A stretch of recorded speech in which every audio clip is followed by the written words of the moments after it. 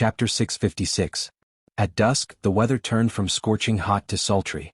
The operas in the inn's brothel also changed from Mulan, Peacock Flies Southeast, Mugang, to Legend of the White Snake and Journey to the West. As the show went on, the number of onlookers around the stage increased instead of decreasing. There were no entertainment activities in the county, and everyone was idle. Who wouldn't like free excitement? It was just that after watching and chatting for a long time, they were very thirsty. Fortunately, there was a stall selling herbal tea to quench their thirst. More and more people walked over and spent 2 copper coins to drink a bowl before turning back to continue watching the show. Give me 10 people. A man in yellow walked over and threw a handful of copper coins on the table. Okay, please wait a moment. The man quickly put away the money, opened the 2 buckets and said, I've been selling for a day. There's not much left anyway. You can drink as much as you want. After you finish, I can pack up and go back. More than 10 men in yellow and a few men in blue heard this and walked over. As Li Yi was about to walk out of the inn, a man in blue came forward and said awkwardly, Lord Protector, the Queen said you can't go out. Li Yi waved his hand and said, I'm just going out to watch the show. I've already prepared a place for you on the 2nd floor of the inn. Please move to where you can see better. There are too many people up there. It's boring. I'll go up and clear the place. Why don't I bring those performers to the Protector's room? Li Yi did not know whether he should be happy to have such a conscientious subordinate who was always thinking of his superior, or whether he should kick him to death. Li Yi waved his hand and said, Forget it. I'm not interested. The man in blue bowed and said, I'll send the Protector back to his room. At this time, a man in yellow suddenly walked in with a panicked expression. When he saw Li Yi, he immediately bowed and said, Greetings, Left Protector. Why are you so flustered? What's the matter? The man in blue asked unhappily. The yellow-clothed man panicked and said, Oh no, the right Protector has been captured. The blue-clothed man was startled for a moment before his expression immediately changed. Quickly go and report to Her Highness. Lady, someone shot this with an arrow. The yellow-clothed man handed a small pouch to the middle-aged Taoist nun. The middle-aged Taoist nun took the pouch and took out a jade pendant. Li Yi glanced at it and saw that it was the one that the youth surnamed Fang had taken out. Apart from the jade pendant, there was also a piece of paper. On it was written, If you want to save your Protector, come to the small bamboo forest 30 li away in an hour. The yellow-robed man added, I have already asked. The bamboo forest is 30 miles east of the county town. A blue-clothed man stepped forward and respectfully said, Lady, the Protector's martial arts are unparalleled and there are several blue-clothed envoys by his side. It can be seen that the bandits are very powerful. Why don't you let this subordinate lead a group of people and go? All of you wait here, I will personally go. The middle-aged Taoist nun lightly said, Prepare the horse. A moment later, the blue-clothed men in the inn looked at each other. The lady and the 2 purple-clothed envoys had gone to save the Protector. They did not know who was so daring to kidnap the Protector. However, from the looks of it, the strength of those people could not be underestimated. It was likely that only the lady would be able to deal with them. Lord Protector, please return to your room to rest. Knowing that the Protector of the left had a special identity, the lady told them to keep an eye on her. A blue-clothed man turned around and respectfully said, Bah. Li Yi yawned and casually pointed at a manservant. He said, It just so happens that I am also sleepy and want to eat something before I sleep. Little brother, remember to have the kitchen make something delicious and send it up. Along the way they already knew that the Protector of the left had 2 hobbies, eating and sleeping. Especially the latter, it had already reached an unimaginable level. A blue-clothed man pointed at the manservant and said, Did you hear that? Immediately go to the kitchen and make a few. Thump. Before he could finish his sentence he felt a pain in his neck. His vision darkened and he fell to the ground. The other blue-clothed man was startled. He was about to move, but before he could make a sound he fell to the ground. Not far away someone had already noticed that something was wrong. As he ran over he shouted, someone come quickly. However, his actions did not receive much response. Outside the door, the man selling herbal tea had already disappeared without a trace. A dozen or so figures were lying on the ground, causing the crowd to panic. Let's go. Mississippi Lou casually pulled out autumn water from under the table and used its sheath to knock over a few people. She grabbed Li Yi's arm and rushed towards the door. Just as she was about to step out of the inn's door, she suddenly stopped. The middle-aged Taoist nun placed 2 fingers on her shoulder and said, Alliance Master Lu, long time no see. She originally wanted to lure the tiger away from the mountain to escape, but she did not expect the Taoist nun to play hard to get. She should have already left the county town in a quarter of an hour, but she suddenly appeared at the door. A grandmaster actually used such a shameless sneak attack. Mississippi Lu's acupoints were sealed. She could only speak and could not move. All the previous arrangements were useless under the Taoist nun's absolute strength. Take some people to the small bamboo forest and bring the protector back. The middle-aged Taoist nun ordered. 2 men in purple obeyed and sent people to bring back the dozen or so people who were drugged. They then gathered about 20 people and quickly left the inn. With such an accident and the fact that it was already late, the charity performance outside the inn naturally could not continue. The Taoist nun sat at the table and looked at Mississippi Lu and asked, "Alliance Master Lu followed us all the way from the capital. It must have been difficult, right?" Mississippi Lu glanced at her with a calm expression and did not speak. A hunchbacked old man who was being held down by the man in blue said, "My lord, this really has nothing to do with us. If we don't do as she says, she will bring people to kill my entire family." The old man's face was full of fear. He said with a trembling voice, "This old man has an 80-year-old mother, a son who died young and an 8-year-old grandson. My lord, please spare my life, please spare my life." "My lord, he is the innkeeper of this inn." The man in blue brought the old man over and said. Mississippi Lu glanced at the old man and said, "He is right. This matter has nothing to do with him. If you want to kill me, do as you please. I don't want to involve innocent people." Listen, it really has nothing to do with me, it really has nothing to do with me." The old man seemed to finally realize that the Taoist nun in front of him was the one in charge. He hurriedly stepped forward and bowed, saying, "I was forced to do this. Spare me, spare me. Damn Taoist nun." When the sound of wind breaking could be heard, the expression on the Taoist nun's face changed drastically. It was too late for her to block it. She raised her palm and took a few steps back. She covered her shoulder and a trace of blood flowed from the corner of her mouth. The hunchbacked old man had already straightened his body. His face twisted and he instantly changed his appearance. "Cough, it's you?" The middle-aged Taoist nun coughed lightly and said word by word, "A dignified grandmaster actually resorted to such a shameless sneak attack.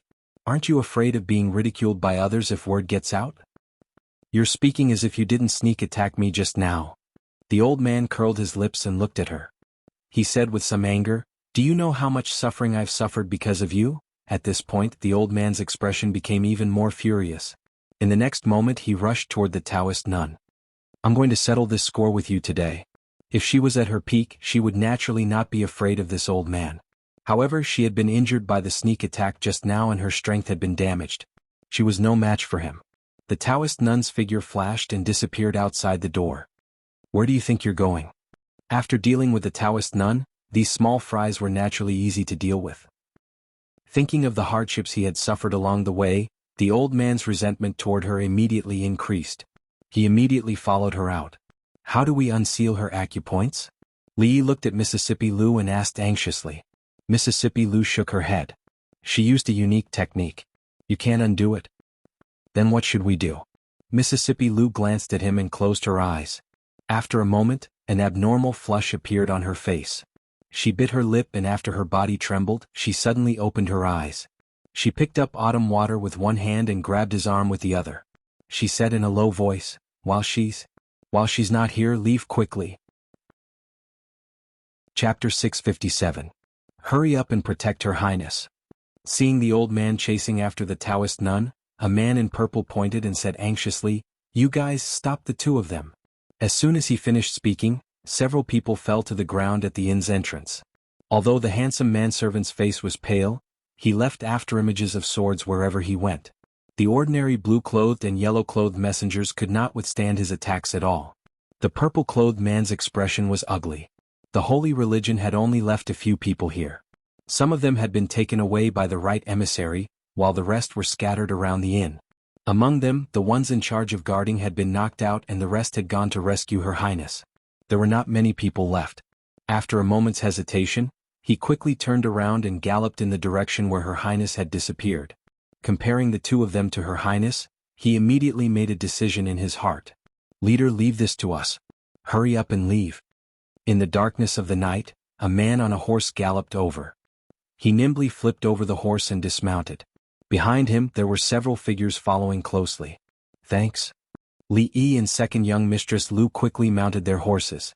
They turned around and said to the man, "Be careful, heroes." He tightened his legs around the horse's belly and shook the reins. The two men and the horse quickly disappeared into the night. A few more yellow-clothed figures rushed out of the inn. "What are you going out for?" "Stay and have fun." The man grinned maliciously and went up to them. In an instant, the sound of weapons clashing rang out in the inn. One of the blue-clothed men had extraordinary skills, but the other side had more people. The yellow-clothed men could not help him much. The two groups were in a stalemate and fell into a stalemate. After a while, the man in front estimated that it was about time and shouted, "There's trouble. Brothers, retreat." As soon as he said this, the others no longer continued to fight. They quickly left the inn and ran into the depths of the night. Inside the inn, the blue-clothed man covered his wound with a gloomy expression. A yellow-clothed man came forward and asked anxiously, "Sir, what should we do now?" The blue-clothed man thought for a moment, then said in a deep voice, "Wait here for the Empress to return." Not long after, another person came forward to report. This subordinate found the shopkeeper tied up in the woodshed in the backyard. There were also a few workers there. After the battle just now, the blue-clothed and yellow-clothed men were all injured. They came to the woodshed and untied the ropes that bound the shopkeeper and his assistants. The man in blue asked in a deep voice, "Do you know the identity of the person who kidnapped you?" The manager of the restaurant was an old man. At this moment his face was pale. His lips trembled as he said, I don't know." The man in blue turned around with a gloomy face. Just as he was about to speak, he lowered his head and saw a dagger protruding from his chest. He turned his head back with difficulty. Shio, shio, shio. Several ear-piercing sounds rang out, and the yellow-clothed men behind the blue-clothed man were all shot in between their eyebrows. They fell to the ground in response, and the waiters of the inn put away their crossbows. The old man pulled out the dagger and said in a low voice, "Hurry up and clean up." Not long after, a raging fire was ignited in the inn. People came out of the surrounding shops and houses one after another. When they saw the innkeeper wailing outside, they could not help but widen their eyes.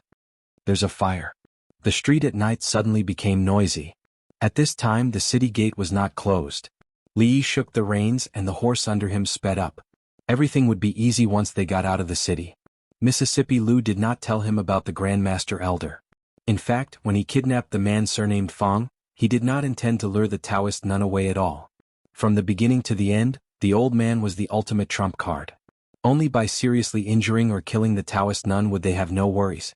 Otherwise, even if they could escape, they would not be able to go far.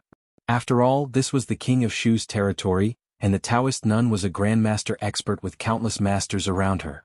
Under such circumstances, it was almost impossible to rely on the two of them to return to the capital city safely. And if the Taoist nun really fell for such a shallow trick of luring the tiger away from the mountain, the next thing she would have to do would be to run for thousands of miles with even more difficulty. "Just now you, don't speak."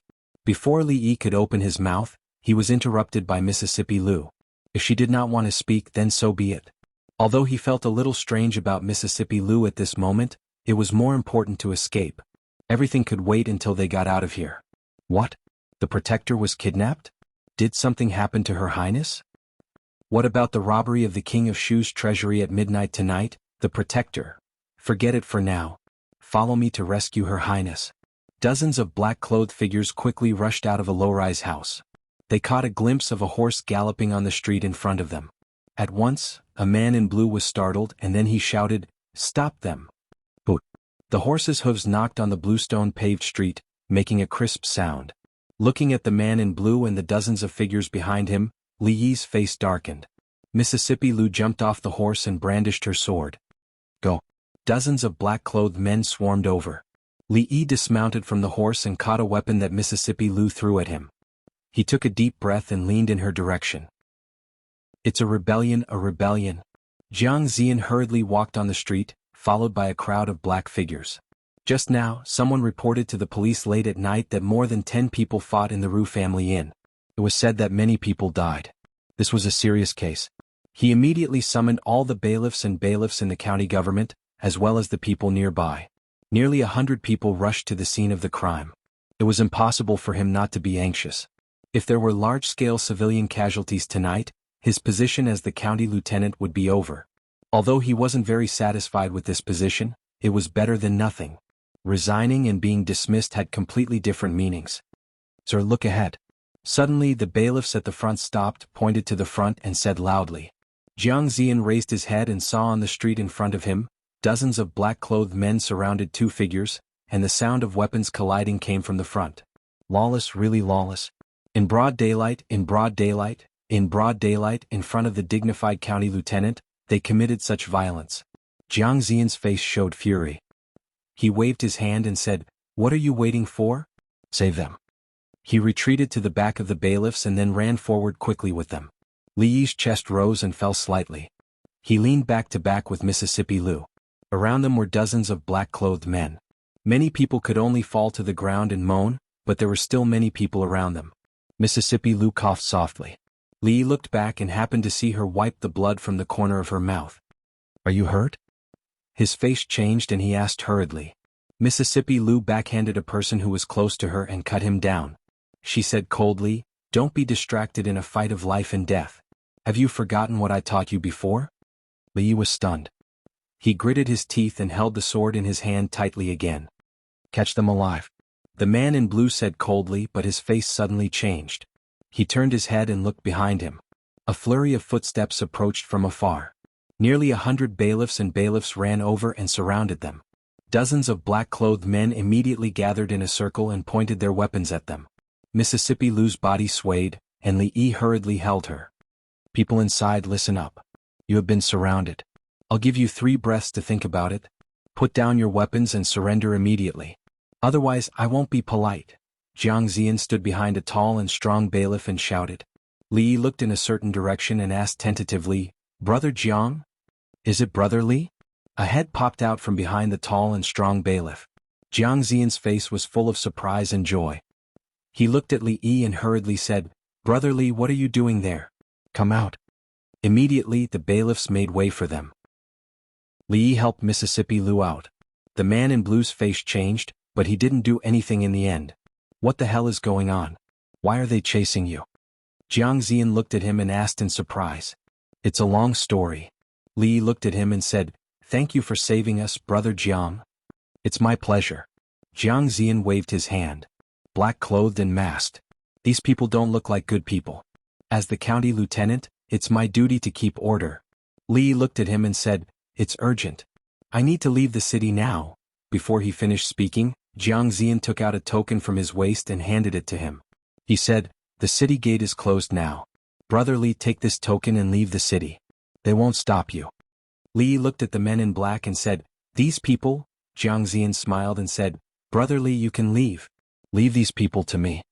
Li Yi helped Mississippi Lu get on the horse. He looked at him deeply and said, "Brother Jiang, I will repay your kindness in the future." He shook the reins and the horse galloped in the direction of the city gate. "You and I hit it off at first sight. You're welcome." Jiang Ziyan watched him go away. He looked back at the bailiffs and bailiffs pointed at the men in black and said coldly, "Take them all down." Chapter 658. You don't come near me. I'm the county lieutenant of this county, an official of the imperial court. If you dare to do anything to me, the imperial court will not let you go even if you run to the ends of the earth. Jiang Ziyan's face was pale. Looking at the man in blue walking toward him, he kept retreating. At this moment, nearly 100 government servants and strong men he brought with him were all lying on the ground. Of course, there were not many men in black left. Only a few of them could stand steadily at this moment. "Damn it." The man in blue glared at him fiercely, looked back in a certain direction and said coldly, "Go after them." A few standing men in black followed behind him and rushed forward. The remaining men in black helped each other to stand up. Those who were lightly injured carried those who were seriously injured, and soon disappeared on the street. "Are you all right?" Jiang Ziyan hurriedly ran over and asked. After a while he breathed a sigh of relief. Although these men were a little embarrassed, fortunately they did not kill them. The most serious injuries were only some superficial wounds. He looked up in the direction of the city gate and murmured, "Brother Li should have left the city by now, right?" At the same time, the man in blue looked at the closed city gate and the 2 rows of soldiers at the gate. His face was gloomy and he said unwillingly, "Retreat." On a path in the forest outside Yong County, Li Yi rode on a horse. He turned around and looked at Mississippi Lu worriedly, asking, "How do you feel now?" "I'm fine." Mississippi Lu bit her lip, shook her head and fell from the horse. Li's face changed. He hurriedly flew down and caught her. Under the moonlight, her face could not be seen clearly. Li reached out to touch her forehead, and his face changed again. It's so hot.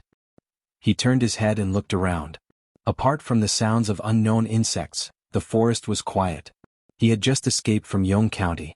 It was a barren mountain and there was not even a place to stay. There was not even a shadow of a person. Where could he find a doctor? I'm really lucky today. That caravan looks a little small, but it's a fat sheep. I didn't expect that there would be people passing by in the middle of the night in the wilderness.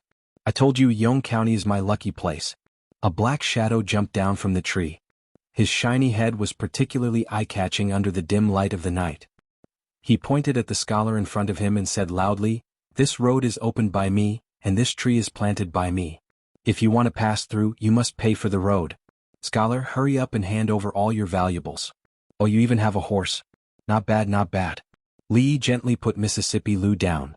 3 breaths later, he held the bald bandit by the neck and asked coldly, "Where can I find a doctor?" "Spare my life, great hero." The bald bandit's face was pale as he spoke in a trembling voice. "Open your mouth." Li exerted some force in his palm, and the bandit immediately opened his mouth. In the next moment, the bald bandit felt something enter his mouth. His expression changed as he asked, Great hero, what is this?" Li let go of his hand and said coldly, "Half-step epilepsy," with a smile. "After 24 hours, if there is no antidote, you will laugh non-stop until your whole body festers, your meridians break and your body explodes to death." Explode to death. Thump.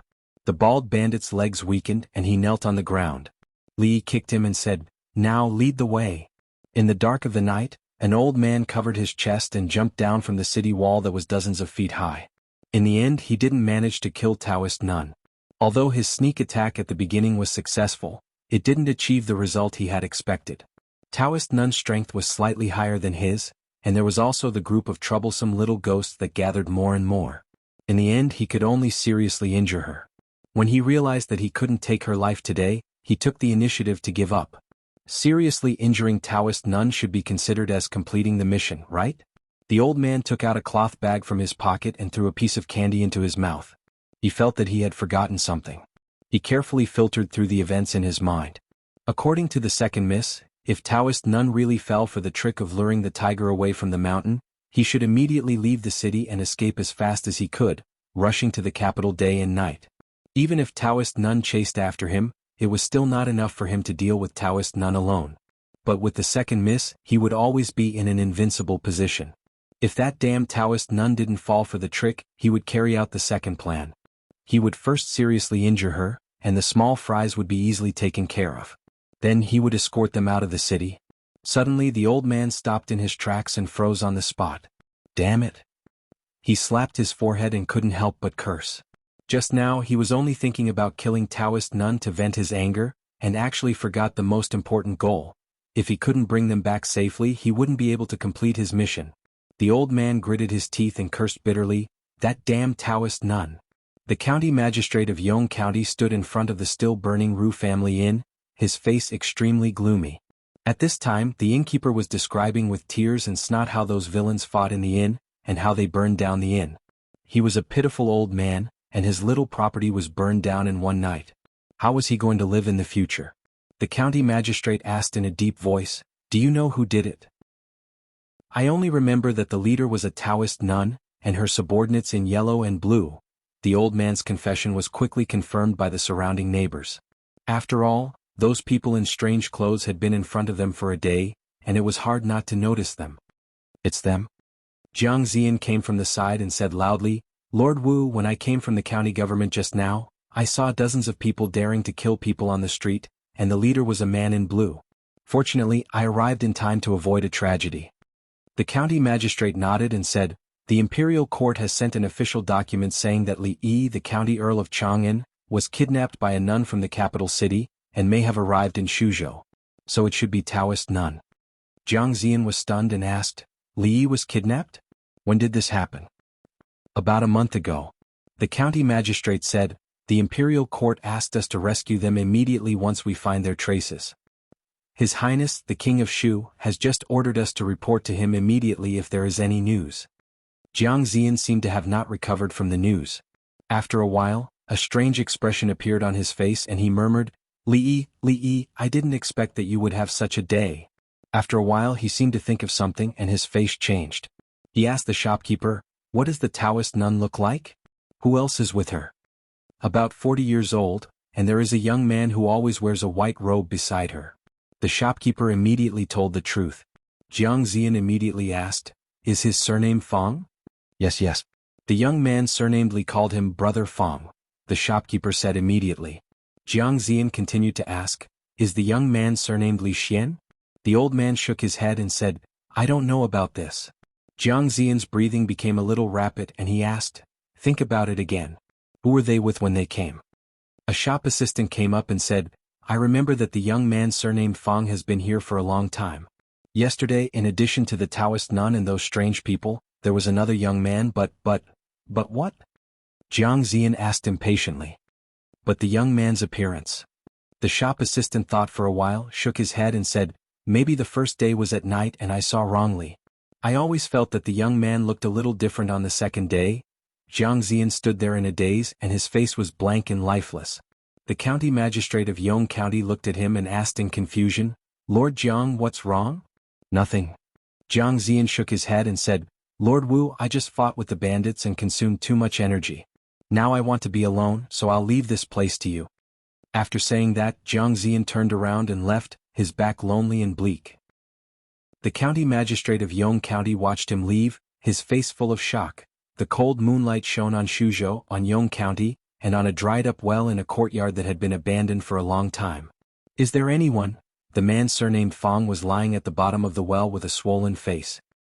He looked up at the mouth of the well and said weakly. Beside him, a few people in blue and yellow, who had either broken arms or legs, looked up at the sky and spoke in a hoarse voice. Is there anyone? Save us, Goddess, save us. Chapter 659. Yong County was the border of the Jing Kingdom, facing the Qi Kingdom across the river. There were many mountains around it and most of the villages were built on the mountains. The location was remote and the people were poor. There were many bandits in the mountains. Not only did the bandits often go down the mountains to harm the villagers, but they also targeted the merchants who traveled between the Jing and Qi Kingdom. The Black Wind Stronghold used to be a stronghold for a small group of bandits. The name of the stronghold was Domineering, but it was actually just a few small houses in the mountains. The number of bandits was less than 20.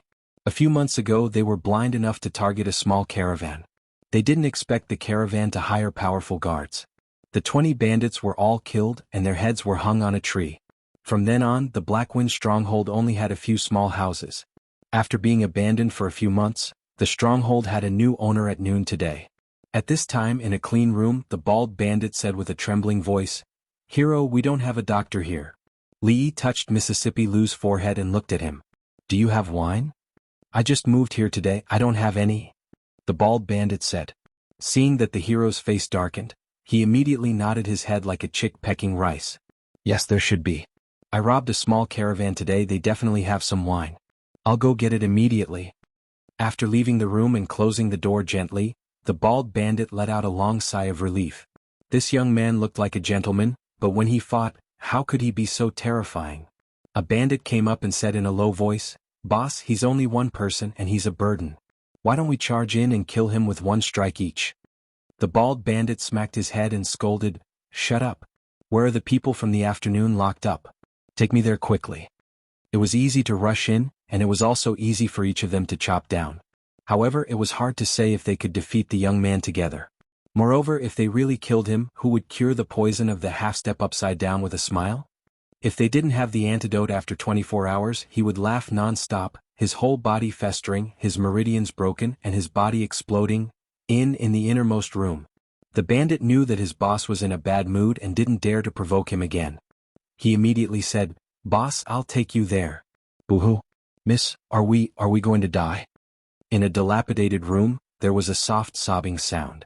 After a moment of silence, a young woman's voice rang out, It's all my fault. If I hadn't been so stubborn, I wouldn't have been caught by these bandits. In the corner, a big man's face turned red as he said, Miss, please don't say that. It's all my fault, I didn't protect you well. That surnamed Bai was plotting against Miss, it was right for Miss not to be with him. If I had been more vigilant I wouldn't have. The female voice paused for a moment then said, it doesn't matter. At that time you won't be able to do anything. Another young man said regretfully, if they hadn't captured Miss, we wouldn't have been afraid of them. An old voice sighed and said, be quiet, don't let them hear us. Right now we should be thinking about how to escape. Bang. Just as the old man finished speaking, the door was suddenly pushed open and a bald man walked in from outside.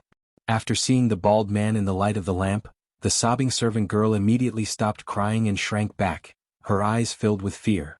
Seeing these people enter, the beautiful woman's expression also changed slightly. The veins on the big man's forehead bulged and he said loudly, if you have any problems come at me, don't hurt my miss. The bald bandit glanced at him and asked, do you have wine? The big man was stunned.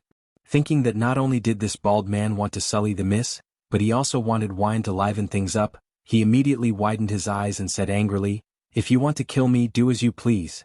Don't you dare sully my miss. Are you King crazy?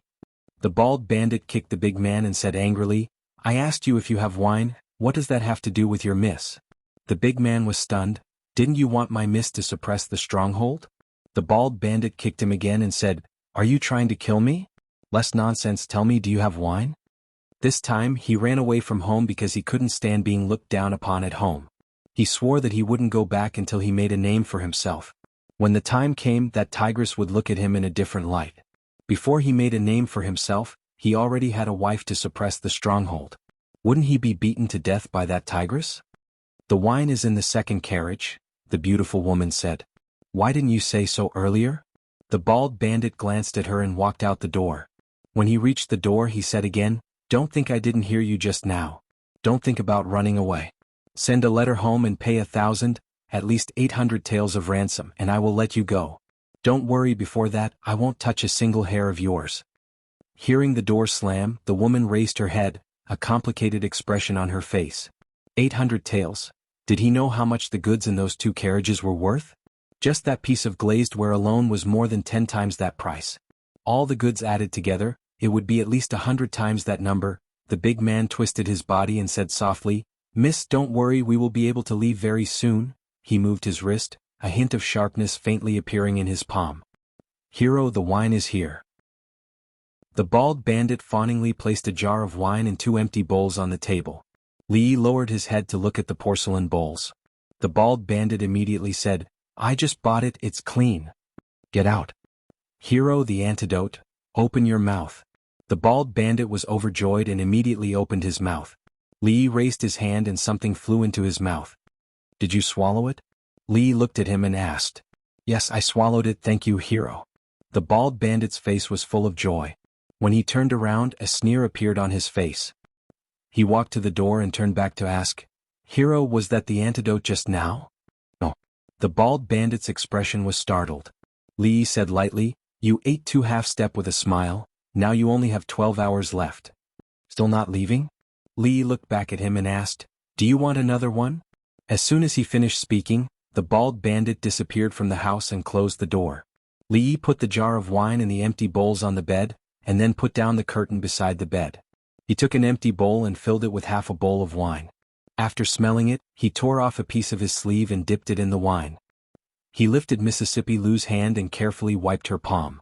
She was having a fever now and there was no antipyretic, so she could only use the primitive method of physical cooling. After wiping her palms, he rolled up her sleeves and wiped her arms, then her forehead and her neck. The evaporation of alcohol would take away a lot of heat. Her current situation was more serious than Ruoqing's at that time. Li took off her shoes and socks and wiped her feet and calves. If he wanted the effect to be good, he had to wipe her chest and armpits. However, the person in front of him was Mississippi Lou, not Rui, so he still had to pay attention to some boundaries. Li sat by the bed and reached out to touch her forehead. It was still a little hot. The servant's clothes were very tight, and the buttons were buttoned all the way to the neck, which was not good for heat dissipation. Li frowned and unbuttoned her neck and chest. When he unbuttoned the last button, he suddenly seemed to feel something. He raised his head and met Mississippi Lou's clear eyes. The atmosphere was momentarily heavy. You have a fever. Li looked at her, waved the strip of cloth in his hand and said, Wipe it with alcohol, it can reduce the fever. Mississippi Lou raised her wrist and saw that her sleeves were almost down to her shoulders. She also felt a little cold on her calves and feet. She looked at Li Yi again. Li Yi dipped the strip of cloth in the wine and gently wiped it on her forehead again. He said, "The situation is special now, so let's not bother about these things. Besides, there is an old saying that the sister-in-laws, of what?" She looked at Li Yi with bright eyes and asked. Chapter 660. Sister-in-laws? A hint of anger appeared on Li Yi's face. He patted her forehead and said, "Why are you asking so many questions? What you need now is a good rest." Mississippi Lou didn't react at all. After looking at him, she slowly closed her eyes. Li Yi's face began to show real worry. It seemed that she was really badly injured. Otherwise she would definitely return that blow 10 times over. He put the cloth aside and asked worriedly, "How are your injuries?" "I won't die." After a long time, her faint voice was heard. She had forcefully used her true qi to open the acupoints sealed by Taoist nun. This time she was indeed seriously injured. In a short period of time she probably couldn't fight with anyone again. It would take at least a few months to recuperate. After a while she opened her eyes and asked, "Where are we?" Li Yi waved his hand and said, "Don't worry about that. I'll take you to see a doctor tomorrow." Mississippi Lou shook her head and said, "No need. We'll leave Shuzhou immediately. Otherwise Taoist nun will find us sooner or later." Li Yi shook his head and said, "Let's see a doctor first." Outside the door, a few bandits squatted in the yard. The bald bandit turned his head to look at the room and let out a long sigh. "There are still 10 hours left. Big brother, it's all our fault. We shouldn't have persuaded you." Beside him, a bandit's face was full of regret. He said, "If I had known this day would come, I would have let you go back and turn over a new leaf 2 days ago. We're all brothers. It's not your fault." The bald bandit patted him on the shoulder and said, "Besides, if I don't make a name for myself, I won't have the face to go back. Big brother, when we get the antidote, let's go back and apologize to sister-in-law, and this matter will be over." A man sighed and said, "A day together as husband and wife means endless love. Sister-in-law won't make things difficult for you." "I won't go back." The bald bandit gritted his teeth and said, "I won't go back if I don't make a name for myself. Let's see what that tigress has to say when I become the greatest bandit of this generation." Everyone couldn't help but sigh. It wasn't easy to become the greatest bandit of this generation, and it was even harder to conquer that tigress. "Not good, big brother, be careful." They escaped. A voice suddenly rang out from behind them. They immediately stood up and saw a brother running out from one of the rooms. Behind him, a man rushed out of the room, followed by several figures. "Get your weapons." The bald bandit's expression changed. The people around him reacted and immediately ran in that direction. "Miss, you guys leave first. Leave this to us." The man turned his head and shouted. He then grinned maliciously at the 2 bandits. "Damn it, I fell for your trap today. Do you really think I'm afraid of you?"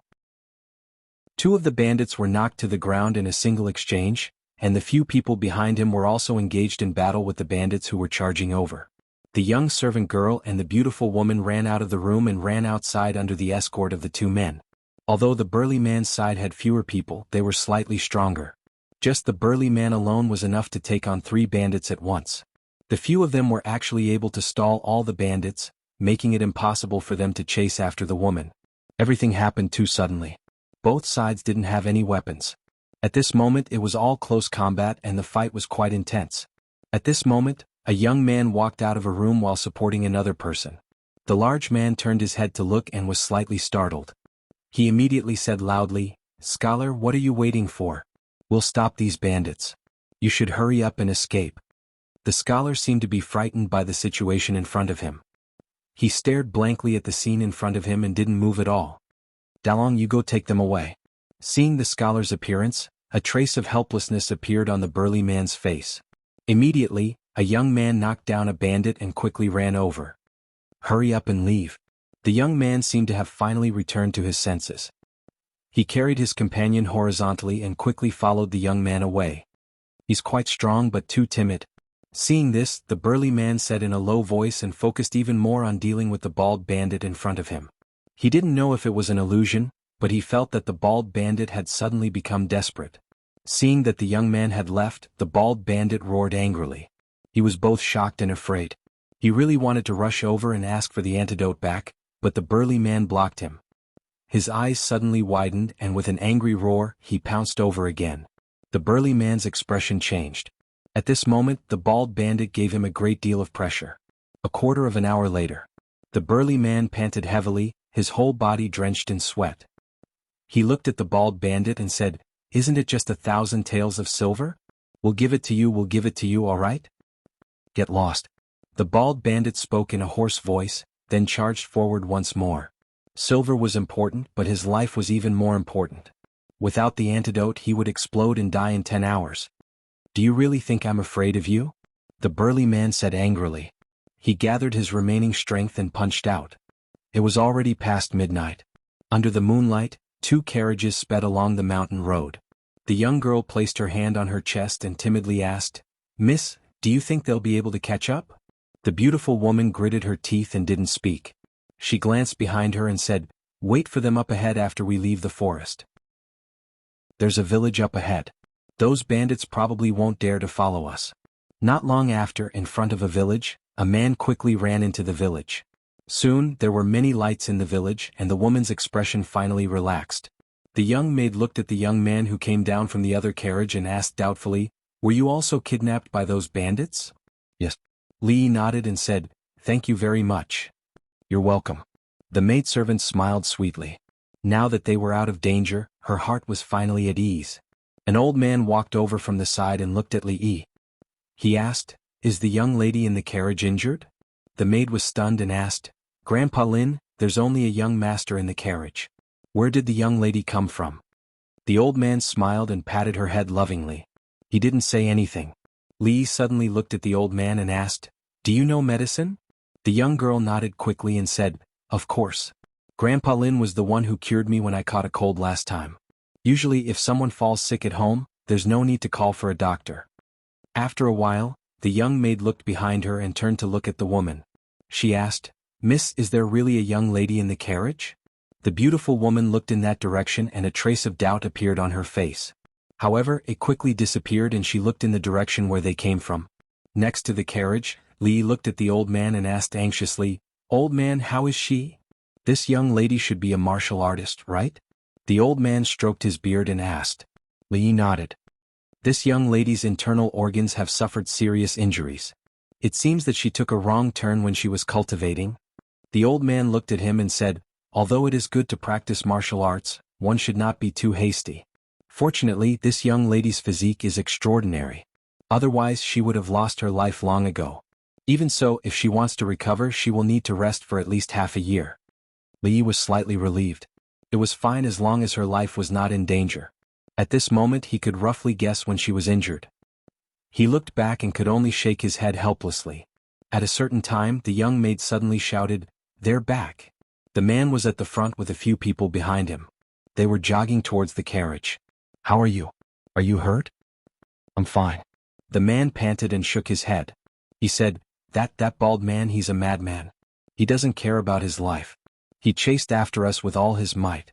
In the end, I knocked him out and we took the opportunity to retreat. The bandits didn't catch up." Chapter 661. What? You're saying that Taoist nun is the one who took Li Yi away from the capital?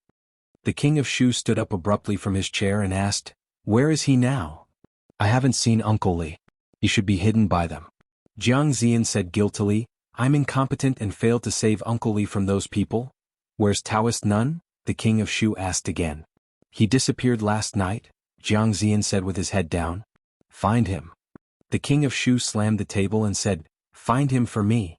A moment later, Jiang Ziyan walked out of the mansion of the king of Shu and let out a long sigh of relief. Although almost a night had passed, the feeling in his heart was still a little complicated. He waved his hand and said to a constable beside him, "Pass down my order. All government runners and civilians are to search every village. Report to me immediately if you find any news of those people." At this time, in a village not far from Yong County, dozens of figures were waiting respectfully outside a courtyard. In the courtyard, the man in purple bowed and said, "Lady, I've sent people to check the small bamboo forest mentioned by that man, but they didn't find the protector." The middle-aged Taoist nun leaned against the headboard, her hair slightly messy and her face pale. She waved her hand and said, "Continue to search in the city. In addition, send more people to look for those 2 people. Yes. The man in purple answered and walked out of the door. Not long after, the dozens of people in blue and yellow outside changed their clothes and dispersed. In a dry well in Yong County, the man surnamed Fong was pale. His acupoints had been sealed, so he couldn't run his genuine qi. He looked up at the sky at the mouth of the well with despair on his face. Outside Yong County, deep in a mountain forest, the bald man leaned against a tree with a dull expression. His eyes were lifeless and he also looked up at the sky. How much time do I have? After an unknown period of time, his lips moved with difficulty. A bandit beside him looked at the sky and sighed, saying, "Less than an hour." The bald man put his hands behind his head and said, "After today you can go back." "Big brother?" The bald man waved his hand and said, "Go back and farm well. Although the days are a little hard, you won't starve to death. It's better than hanging your head on a belt." Half-step mental disorder with a smile. "If I can't help but laugh later, give me a quick death. Then dig a hole and bury me. Don't pile up dirt, don't erect a monument, don't do anything." A bitter smile appeared on the bald man's face. "Bleeding from all 7 apertures and exploding to death. It's too unsightly." A bandit gritted his teeth and stood up, saying, "Big brother, I'll go get the antidote." "It's too late." The bald bandit waved his hand and said, "Go back and help me pass a message to your sister-in-law.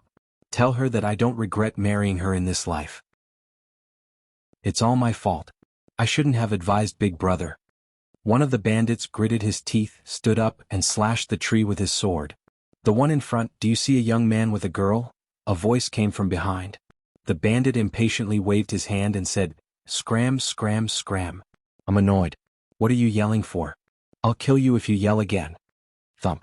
As soon as he finished speaking, he suddenly felt a pain in the crook of his leg. His legs gave way and he knelt on the ground.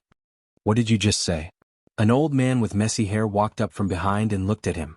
The eyes of the bandits suddenly widened and they couldn't help but shiver. "A senior?" The fear in their hearts increased to the extreme. Thinking of the terrifying scene from a few days ago, a few of them immediately knelt on the ground. "It's you guys again." The old man's face also revealed a surprised expression. He remembered that the bald man was the leader of the group. He walked over and asked, "Hey, have you seen a young man with a beautiful girl with a young man?" The bald man leaned against the tree with an emotionless expression. He glanced at the old man and didn't answer. The old man narrowed his eyes and said coldly, "I'm asking you a question." The bald man glanced at him again. His eyes were indifferent and didn't contain any emotion. The old man grabbed him by the neck and lifted him up against the tree trunk. He said, "Aren't you afraid that I'll kill you?" The bald man looked at him coldly and said, "Don't talk nonsense. If you want to kill me, then kill me. Don't be so wishy-washy like a woman." The cold expression on the old man's face disappeared and he looked at him in surprise. "You want to die?" The bald man said indifferently, "In any case, the poison will take effect in an hour. Just kill me and give me a quick death." The old man grabbed his wrist and felt it. He said in surprise, "You're not poisoned?" The big man said coldly, "Humph. That laughing half-step madness is a rare poison in the world. If there's no antidote, I'll laugh non-stop in an hour. My whole body will fester, my meridians will break, and I'll explode and die." The old man was even more surprised. He said, "I've roamed the martial world for decades, but I've never heard of such a strange poison." "That's because you're ignorant." The bald man looked at him and said, "If you want to kill me, then kill me. Stop talking nonsense. If you don't kill me, I'll find someone else to kill me." The old man didn't get angry. Instead, he laughed and said, "I'm called Monster Sue in the martial world. I didn't expect you to be even weirder than me. You're actually begging someone to kill you? Big brother, big brother." At this time, a figure ran out from a house not far away. He waved the paper in his hand and said happily, "Big brother, I found this in the room. That person said that it wasn't poison. It was all a lie." "Really?" The big man was shocked. He took the paper from his hand. After looking at it, he gave it to another person beside him and said, "Ergu, you've also studied for 2 years. Look at what's written here." That person hurriedly looked at the paper and slapped his thigh. He said, "Big brother, it's true. That person left a letter saying that it wasn't poison." The big man's face revealed an ecstatic expression. He murmured, "So, I don't have to die?" "No, no, no." The old man indifferently glanced at him and shook his head. "I've thought about it seriously just now. Since you want to die, why don't I fulfill your wish? In the future, it will be a story that I'm happy to help others." The smile on the bald man's face froze. Plop. He knelt on the ground and hugged the old man's thigh. With tears and snot he said, "Senior, I was wrong. I don't want to die. Don't you want to find someone? Let's talk about finding someone. You really don't want to reconsider?" The old man looked at him and said, "When others asked me to help, the reward was 100,000 taels of silver. I'm in a good mood today, so I won't take a penny. You've made a big profit." "No, I won't." The bald man shook his head and said, "Senior, you shouldn't help with less than 100,000 taels of silver. I can't let you suffer a loss." The old man took out a portrait from his chest and asked, "Tell me, have you seen this person?" "No." The big man shook his head. Although the person in the portrait gave him a very familiar feeling, he had indeed never seen him before. The old man frowned and seemed to have thought of something. He said, "Think about it again. That person is about this tall and there should be a girl beside him. No, a young man dressed like an inn's manservant. He should be carrying a sword with him." The bald bandit was stunned for a moment before he nodded and said, "I think I've seen him before. 10 hours ago they went down this path." The bald bandit had a flattering expression on his face as he pointed to a mountain path. "That's right." The sloppy old man nodded and took out an item from his chest. He threw it to the bandit. "This is for you." The bald man watched as the old man threw a milky white square object into his mouth. He looked at the exact same object in his hand and also put it in his mouth. In the next moment, his eyes suddenly widened. "This taste." Chapter 662. Have a safe journey, senior. On the mountain path, a dozen or so bandits stood in a neat row, bowing as they watched the sloppy old man leave. Only when his figure had completely disappeared did a bandit turn around and look at the bald man, saying, "Big brother, let's go back. We're not cut out to be bandits." The other bandits all agreed. Thinking back to the days they had spent as bandits, they hadn't even made a single deal and had almost lost their lives. Just thinking about it made them feel disheartened. The bald bandit patted him on the shoulder and said meaningfully, "Ergo, don't be discouraged when you encounter problems. Don't be afraid of failure. Since ancient times, which one of those who achieved great things has never experienced setbacks and tribulations?" The young bandit opened his mouth. "Big brother, I've decided." The bald bandit stood at the front of the mountain path and looked at the distant mountains. He pointed in a certain direction and said, "As a bandit, I won't be satisfied if I don't go there." He turned around to look at the crowd and said, "If you want to go back, then go back. Go back and live well. That's fine. We pledge our lives to follow Big Brother." A bandit half knelt on the ground and said loudly, "We pledge our lives to follow Big Brother. We pledge our lives to follow Big Brother." The dozen or so figures all knelt down, their voices resounding through the mountain path in unison. "You're a scholar. Why aren't you studying at home? What are you doing here in the wilderness?" Li Yi said with a laugh as he leaned against the carriage. The man rode beside him. "Reading 10,000 books is not as good as traveling 10,000 miles. Li Yi smiled and said, "It's always good to travel more." "Ah, you're a scholar after all. You speak exactly the same as my young miss." The man scratched his head and said, "But it's the first time I've seen someone who can talk about eloping with a girl in such a reasonable way." Li Yi looked at the slowly moving caravan and did not reply this time. He had already learned the identity of these people through a few short conversations along the way. This was a caravan traveling between the Qi Kingdom and the Jing Kingdom. Although the Qi Kingdom and the Jing Kingdom were enemies, this did not affect the merchants much. They would take the goods of their own country to another country to sell, and then buy the scarce goods of their own country from the other country. Going back and forth they could earn a lot of money. However, the distance between the two countries was long and there were countless dangers. Therefore, most of the caravans traveled in groups or attached themselves to some powerful large caravans. There were very few caravans that dared to travel alone with only a dozen people. A team led by a weak woman was even rarer. The carriage he was in was originally used to carry goods. Fortunately, there weren't many goods, so Mississippi Lu could rest inside. At this moment, the carriage was far away from Shuzhou. Mississippi Lu's current condition was not suitable for her to travel. When they arrived at the next state capital, she could contact the local brothel. After that, things would be much simpler. The man left for a while and came back with the horse. He asked, "My miss asked me to come and ask you where you are going? When we arrive at the next place where we can rest, let us down. Sorry for the trouble." "Ah, it's a small matter, a small matter." The man waved his hand and said, Then I'll go and tell the Mississippi. Li nodded. He lifted the curtain and looked inside. Mississippi Lu looked at him. You're awake? Mississippi Lu nodded. Then I'll sleep for a while. Call me if there's anything. He was already very tired after fighting with those men in black last night and rushing all the way here. He leaned against the carriage and lost consciousness the next moment. Mississippi Lu put autumn water aside. Just as Li was about to slide down, she moved her body to the side. She looked down at Li who was still frowning in his sleep. After a long time she looked away and let out a long breath. Li was woken up by a bump. He rubbed his forehead that had bumped into the carriage. He turned his head to look and suddenly sat up. He blurted out, Rui? The man lifted the curtain and said, You're talking about that girl? The miss has invited her to the carriage in front. Li rubbed his forehead again and asked, Where are we now? You've only slept for less than an hour. The burly man said, Look, that's the ferry in front. You should be from Jing country, right?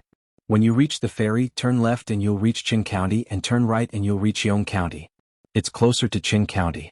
Elder Lin said that this lady can't travel. I'll help you hire a carriage. Li was stunned for a moment as he listened to the burly man's incessant chatter. Isn't this the carriage to the Jing kingdom? No. The man shook his head and said, We've just returned from the Jing kingdom. After this ferry we'll reach the Daki kingdom. Li jumped down from the carriage and rubbed his head. He had actually taken the wrong carriage. He definitely couldn't go to Yong County. The king of Shu and the Taoist nun must be looking for them. Qin County. Qin County was just next to Yong County. With the friendship between him and the king of Shu, he would probably turn the entire Shu province upside down. Forget it, he should go to Qin County first. With the cover of the brothel there, it should be safer. There were many boats and carriages at the ferry. The guards were moving the goods from the carriages in front of them onto the boats.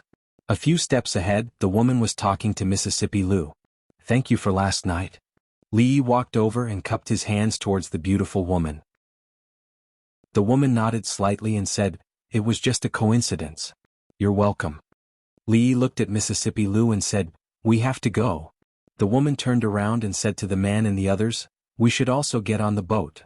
Hey you guys, I'm talking to you guys. Wait a minute, have you seen these two people? A voice came from behind. Li turned around and saw a group of soldiers stopping the passing carriages.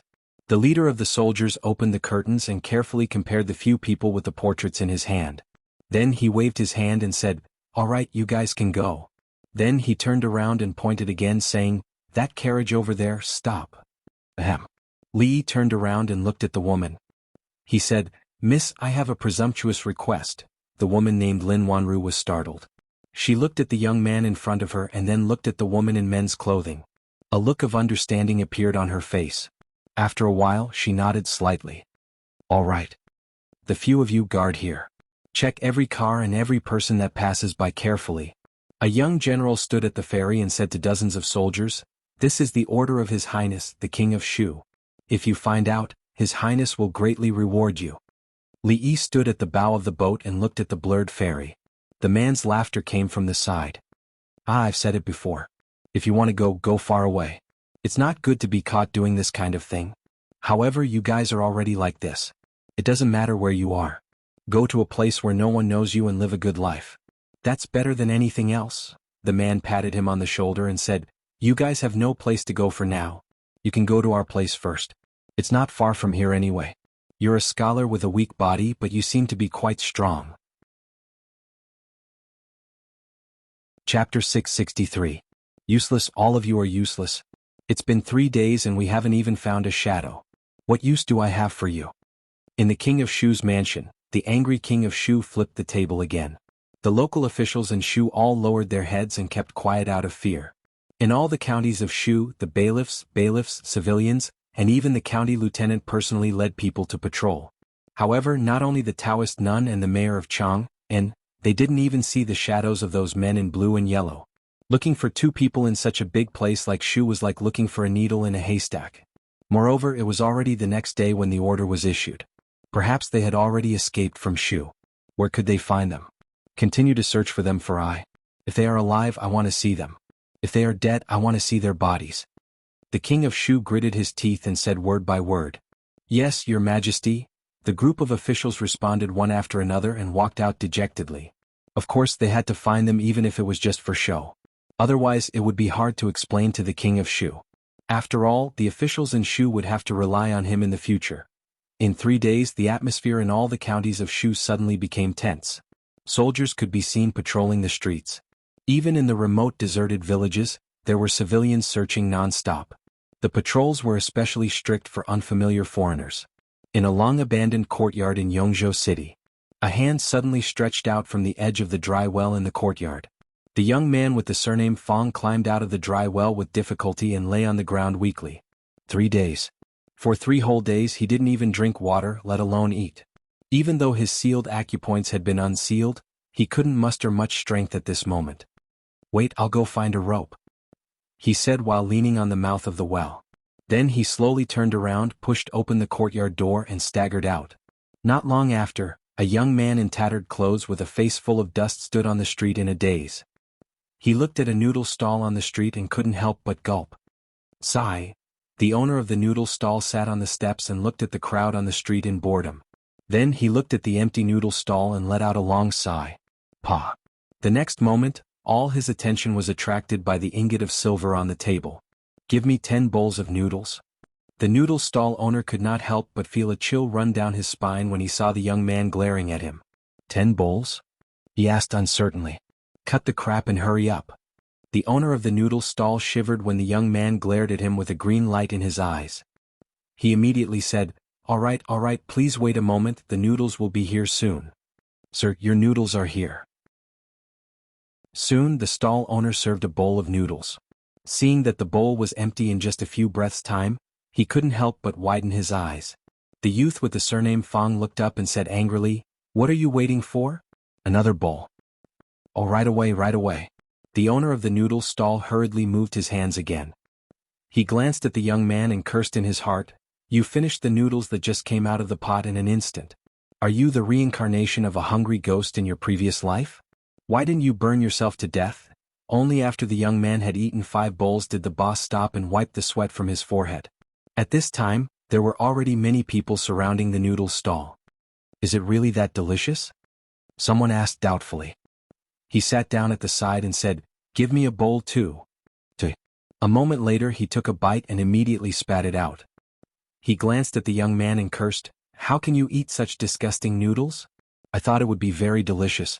You must have starved to death in your previous life." He threw 2 copper coins on the table and was about to leave when a voice rang out from behind him. "Hey, you haven't finished your noodles." The man turned around and looked at the young man. He sneered, "I don't want to eat any more. Why do you care?" The young man glanced at him and stood up from his seat. I'll eat now." The man with a swollen face sat obediently in his seat and finished his bowl of noodles. He didn't even leave a single mouthful of soup. Under the coercion of the young man's gaze, he even refilled his bowl.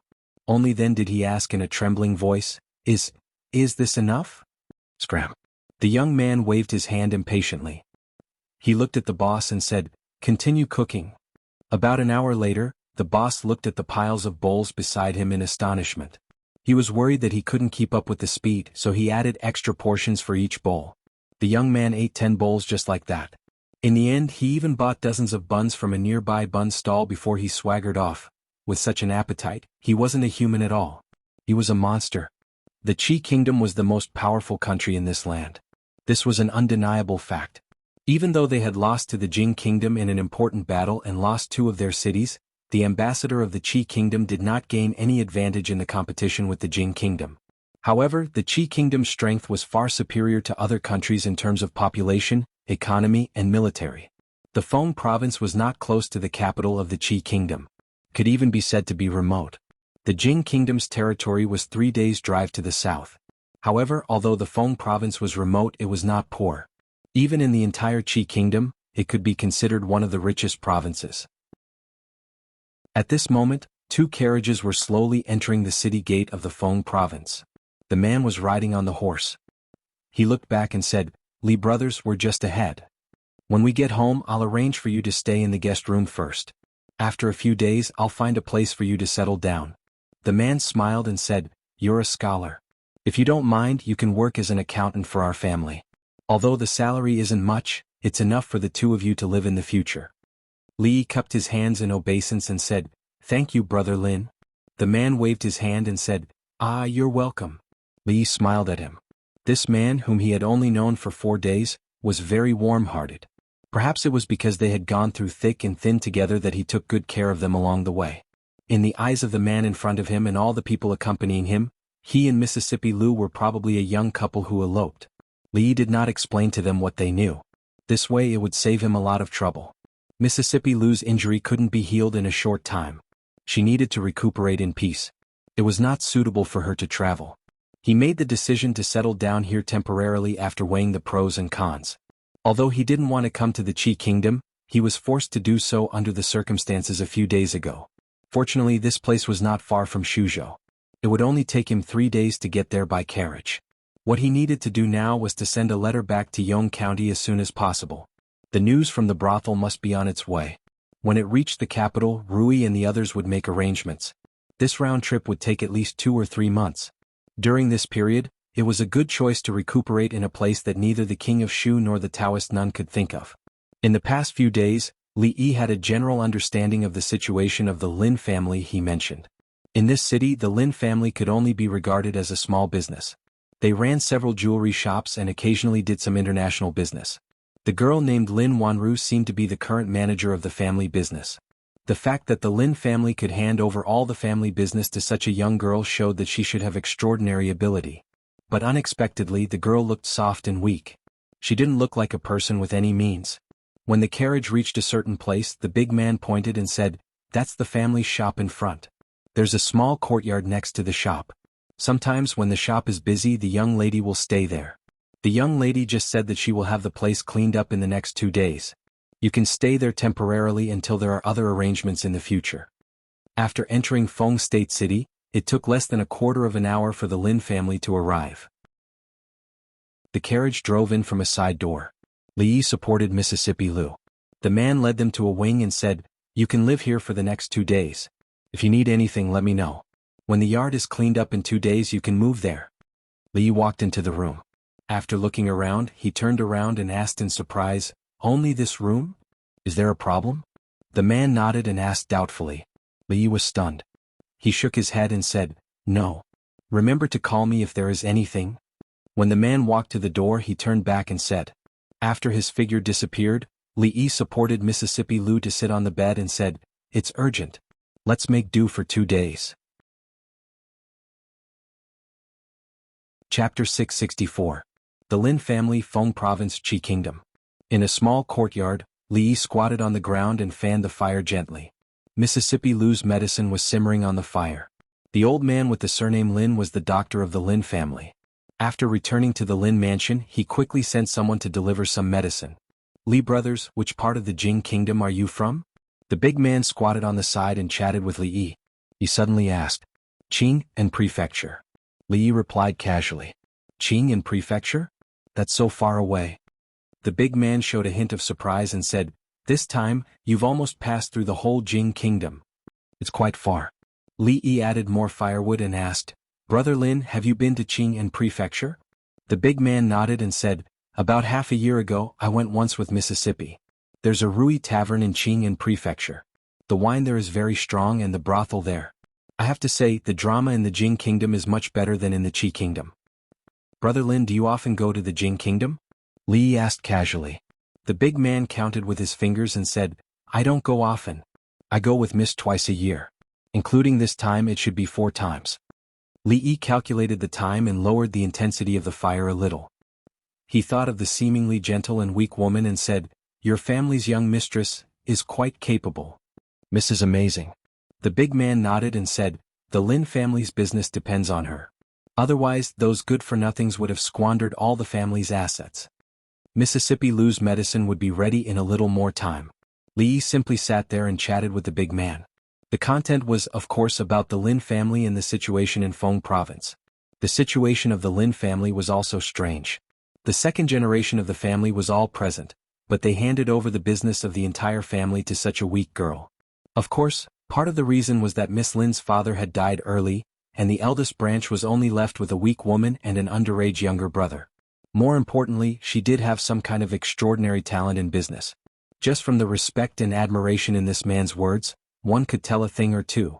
As for Feng province, it was located far away from the capital city of the Qi kingdom and could be considered remote.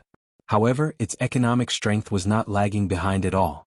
It was similar to how Qing and prefecture felt in the Jing kingdom. When he entered the city just now, Li Yi had also observed a little. In terms of prosperity, this place was at least 18 streets away from Shuzhou. Of course, the most important thing to him was another point. The more prosperous and affluent a place was, the less influence the Taoist nun had.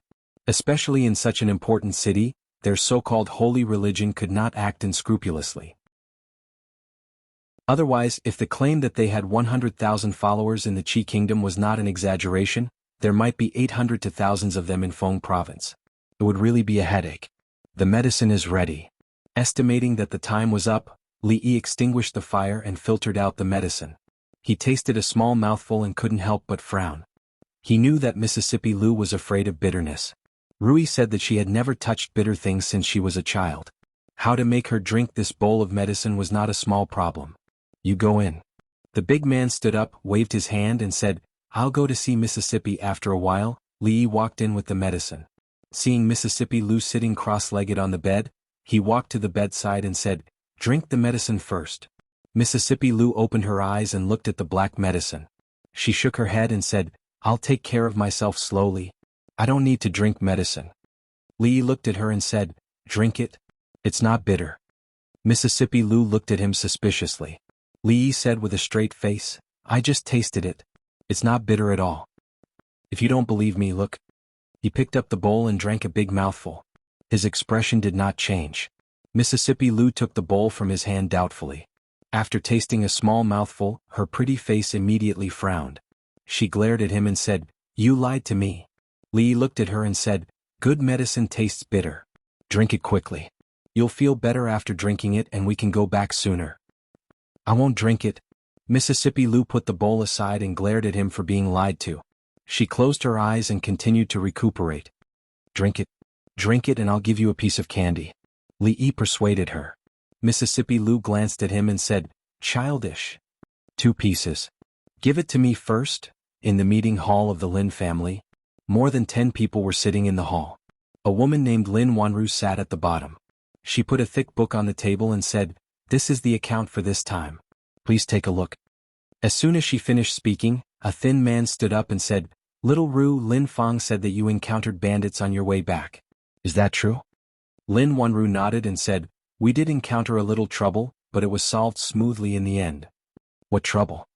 A middle-aged man with a short beard frowned and said, Didn't I tell you to follow the caravan of the Bai family this time? Why didn't you come back with them? You were lucky this time. What if you encountered a bigger danger? Second uncle, the Bai family is the Bai family and the Lin family is the Lin family. Lin Wanru looked at him and said, Why do we have to follow the Bai family for everything?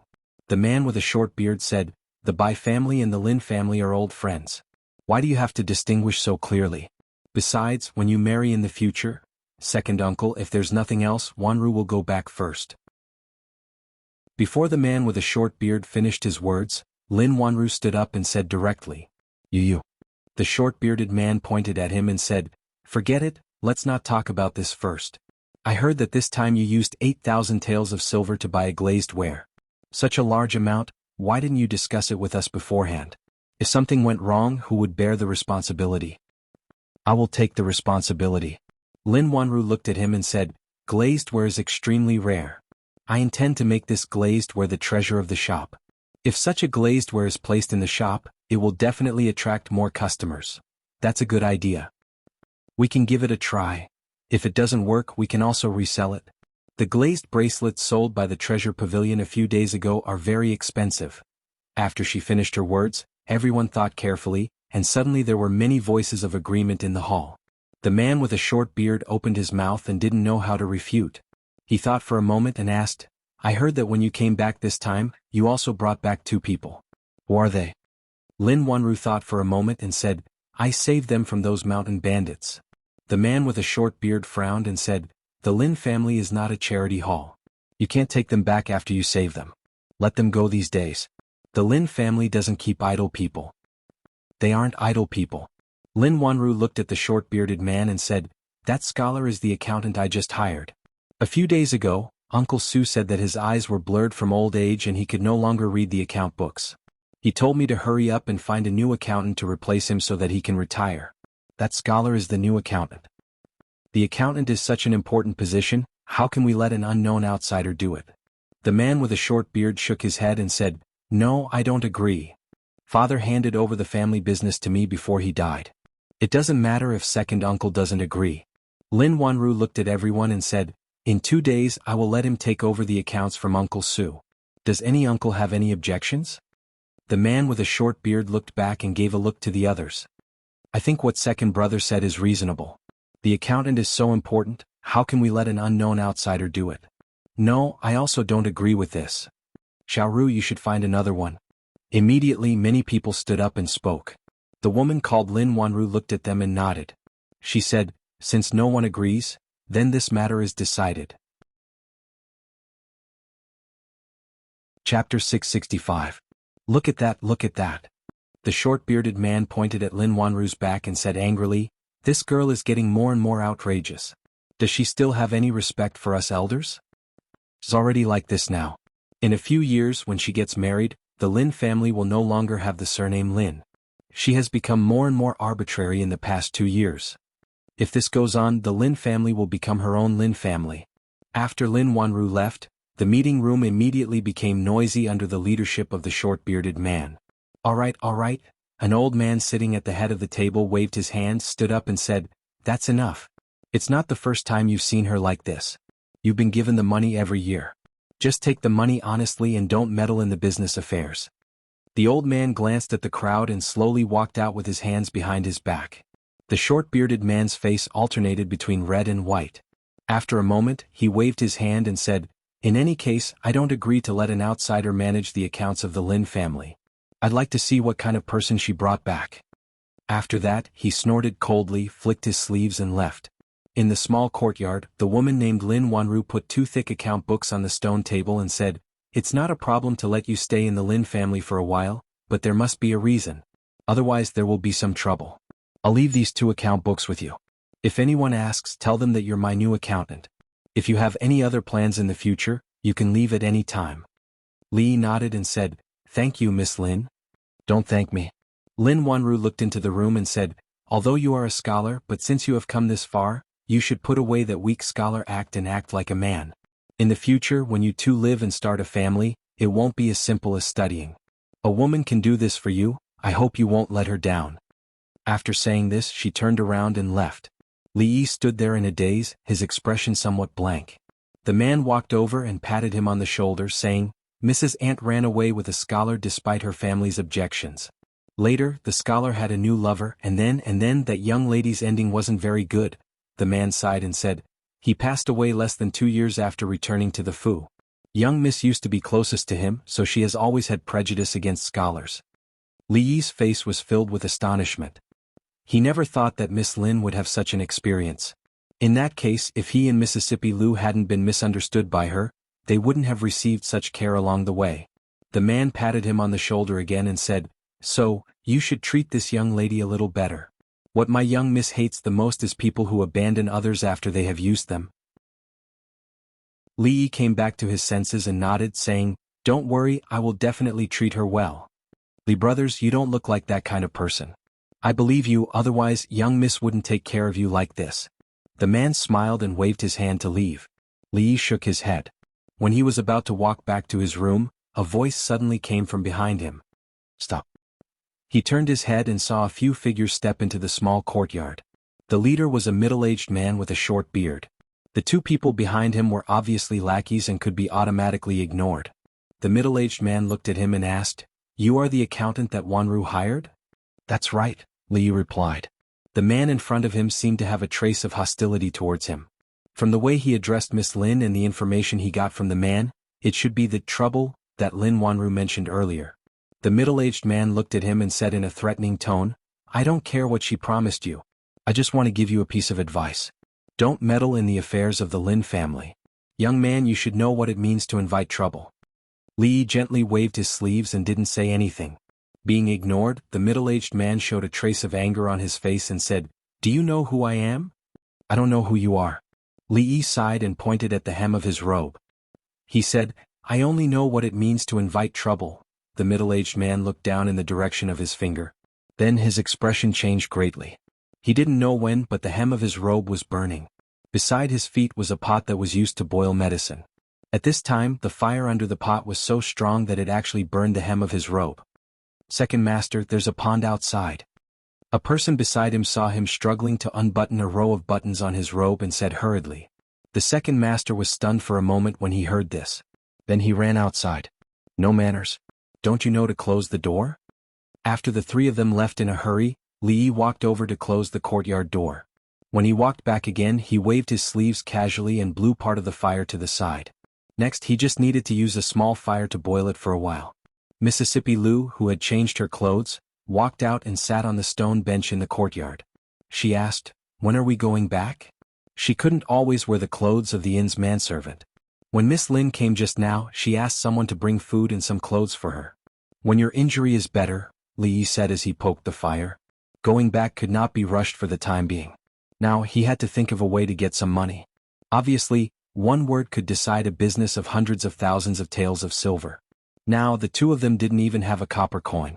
They couldn't rely on Miss Lin for everything. Mississippi Lu's body was weak now. If he bought some precious medicinal herbs to make some medicinal cuisine, her injury would probably recover faster. And all of this required silver. These things could wait until they moved out of the Lin family in a few days. After a while, Li Yi filtered the brewed medicine into a bowl and walked into the room. He looked at Mississippi Lu and said, it's time to take the medicine. Mississippi Lu looked up at him and stretched out her hand. There's only one left. Li Yi put the last milk candy in her hand. Then drink half. Mississippi Lu put the candy away and said. Li Yi shook his head and said firmly, no, drink all of it. Mississippi Lu frowned. Half. Li Yi suddenly thought of something and asked, you can't use your true chi now, right? As if she smelled something, Mississippi Lu looked up at him and asked, what do you want? What do you think? Li Yi looked down at her and said with a smile, be good and open your mouth.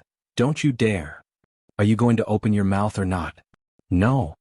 Don't force me to do it myself. Try moving. I'll try. Let me go. Just you wait. When my injury is healed, Outside the courtyard, Lin Wanru wanted to remind the scholar not to care about what others said. Hearing the faint voice coming from inside, she stood outside the door in a daze and couldn't help but blush. She looked inside in embarrassment and anger, then quickly turned around and left. After a while, Li Yi walked out of the room and saw the 2 account books on the stone table in the courtyard. He walked over slowly. Chapter 666. In June of the first year of Jinghe, from the moment he saw Mississippi Lu on the horse for the first time, he had lost countless confrontations with Mississippi Lu. It was the first time that Li Yi was in an absolute advantage. Finally, he could hold his head high and sing like a surf. Even his mood inexplicably became better.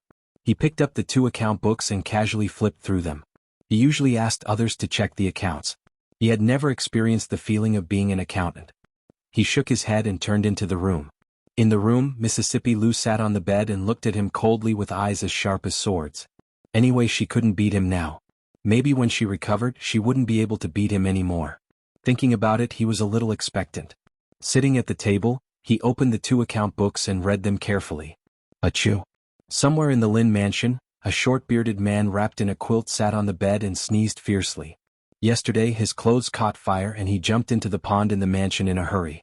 Although he wasn't burned, he felt dizzy the next morning. The doctor said that he had caught a cold and had to stay at home to recuperate these days. This caused his dissatisfaction towards the new accountant in the manor to almost reach its peak. A young man stood in front of the bed and said with a frown, Father, big sister is too much. She simply treats the Lin family as her own. This can't go on. I only asked her for 100 taels of silver today, but she didn't give it to me. She even asked me where I spent the 200 taels of silver last time. The short-bearded man waved his hand and said, I know. Go and call your 3rd uncle and 4th uncle. Okay, I'll go right away. The young man answered, stood up and walked out of the door. Wait a minute. The short-bearded man stopped him and asked, where did you spend the 200 taels of silver last time? The young man was stunned and said, I donated it to Miss Xiang in the top courtesan competition of Spring Fragrance House. You are generous to throw 200 taels of silver to a prostitute like this. The middle-aged man waved his hand and said, Go. When you come back, go to the ancestral hall and kneel for 4 hours. The young man who was about to step out stopped. Li Yi gave a long stretch and a crackling sound came from his body. After more than a month of bumping, he didn't eat or sleep well. He finally slept on the bed for a day, but now he had to sleep on the ground again. It was better to move out as soon as possible. This morning he was going to take a look at the Lin family's shop. He had made an appointment with the man named Lin Yong yesterday. On the way he was going to tidy up the yard there. If he was fast he could move in tonight. Li brothers, have you woken up? We're about to go. Just as he finished washing up and walked into the courtyard, the big man was already shouting outside the door. I'm coming. Li Yi stood in the courtyard and replied to him. He then returned to his room to inform Miss Lu before opening the door and walking out. The burly man called Lin Yong walked over and urged, "Hurry up, young miss should have already gone out by now." Li Yi waved his hand. Let's go. The Lin family owned a few jewelry shops in Feng Prefecture. Although they were not considered as wealthy merchants, they were still quite well off. The shop they were going to was located in the most prosperous area in the center of the city. The name of the shop was pretty good. Fragrant Forest Park. The name of this jewelry shop was very unique. When a scholar was tired of studying and wanted to relax, he would walk on the street and look up, and coincidentally see such an attractive brothel. Therefore he happily entered the shop, but because he touched a female employee's hand, he was surrounded by people. He couldn't escape the crime of taking liberties with a woman. Helpless, he could only spend 100 taels of silver in the shop to settle the matter. Otherwise he would be reported to the authorities. Unfortunately, there were only male employees in the shop. It was obvious that Miss Lin had not thought of such a good way to make money. These are all valuable things. You guys move slowly. Put this down, I'll do it. The man in front directed the workers to unload the goods from the carriage. Among them, there were many goods that were transported from the Jing Kingdom. Although the Jing Kingdom lagged behind the Qi Kingdom in many aspects in terms of economy and military, it was far ahead in terms of fashion. It was the target of pursuit by all the neighboring countries, including the Qi Kingdom. Rui Du, perfume, soap, and women's bras were popular in the Jing Kingdom. They were also very popular in the Qi Kingdom. Many merchants had shipped these goods from the Jing Kingdom to the Qi Kingdom and made a fortune. If the old emperor saw this scene, he would be very pleased. In some aspects, the Jing Kingdom had subtly influenced many neighboring countries. Put this in the most conspicuous place. Be careful. This horse is worth 8,000 taels of silver. If it's damaged, you won't be able to pay for it even if you sell yourself. Li Yi saw the man take out an item from the box and put it in a place where he could see it as soon as he stepped into the shop. He couldn't help but be stunned. After a while, he slowly walked over and asked the woman, "Miss Lin, did you also buy this horse from the Jing Kingdom?" Lin Wanru glanced at her and said lightly, "This is called Flying Swallow Horse." Of course, Li Yi knew this horse was called Flying Swallow Horse. The 4 words on the pedestal were made by him. This Miss Lin treated him and Mississippi Lu well. Li Yi really felt bad for letting her spend 8,000 taels of silver to buy such a thing. Her situation in the Lin mansion was not very good. If she really sold Liolia's glass, wouldn't she be blamed by those people? As a person who knew how to repay kindness, he would remind her to change hands as soon as possible if there was a chance in the future. Otherwise he would feel even worse. However, this Miss Lin didn't seem to be in a good mood now. There was still a long way to go. It wouldn't hurt to tell her in a few days. That girl is still injured. Hearing her sudden words, Li Yi turned his head in confusion. He didn't know why she suddenly said this. Lin Wanru glanced at him. Her expression was slightly abnormal. She said, "During this period you'd better control yourself." Control? Control what? Li asked doubtfully. This time Lin Wanru didn't answer. She directly turned her head and left. Inexplicable. Watching her leave in a hurry, Li shook his head. He walked over and asked the man, "Brother Lin, where is the nearest pawn shop?" Pawn shop? A trace of doubt appeared on the man's face. He asked, "Why do you ask about the pawn shop? If you don't have money, just tell me. You can take some from me first." Li shook his head and said, "I happen to have some useless things on me. I want to pawn them." Okay. The burly man nodded, pointed in a certain direction and said, "The pawn shop is quite far from here. Walk forward from here. Do you see that cloud? Walk to the bottom of that cloud, turn right into a street and then turn left. You still have to walk for about 2 more streets and then, the man scratched his head and said, "I only remember this much. When you get there, you can find someone to ask." Li Yi was proud of his sense of direction to be able to find this pawnshop with such an unreliable way. He looked at the two big words pawnshop erected at the door of the shop and walked in. Chapter 667. Inside a pawnshop in Feng State City. The pawnshop's manager was a middle-aged man with a big belly. He wore a robe embroidered with copper coins. His eyes were so small that they were almost invisible when he squinted. He was holding a jade pendant in his hand and carefully examining it. After a while, he put down the jade pendant and looked at the man wearing a bamboo hat in front of him, saying, "I'm sorry, sir, but we can't accept this jade pendant." What? The man wearing a bamboo hat had an ethereal voice, and his age was indiscernible. The shopkeeper changed the topic and asked, "May I ask, sir, where did you get this jade pendant from?" "I picked it up," the man replied lightly. As a pawnshop manager, he had heard this kind of excuse many times in his life. He smiled and said, "Without the permission of the emperor, even a prince can't wear such a jade pendant. Either the person who made this jade pendant is extremely daring, or the person who stole it has eaten a bear's heart and a leopard's gall. Our shop is small, so we don't dare to accept this kind of thing. If that's the case, then I'll take my leave." The man wearing a bamboo hat put away the jade pendant and turned to leave without hesitation. He didn't expect that the other party would be so straightforward. The fat manager's expression changed and he immediately said, "Wait. 1,000 taels of silver." He looked at the man's back and said, 1,000 taels of silver. Leave this jade pendant here. I can't go any higher.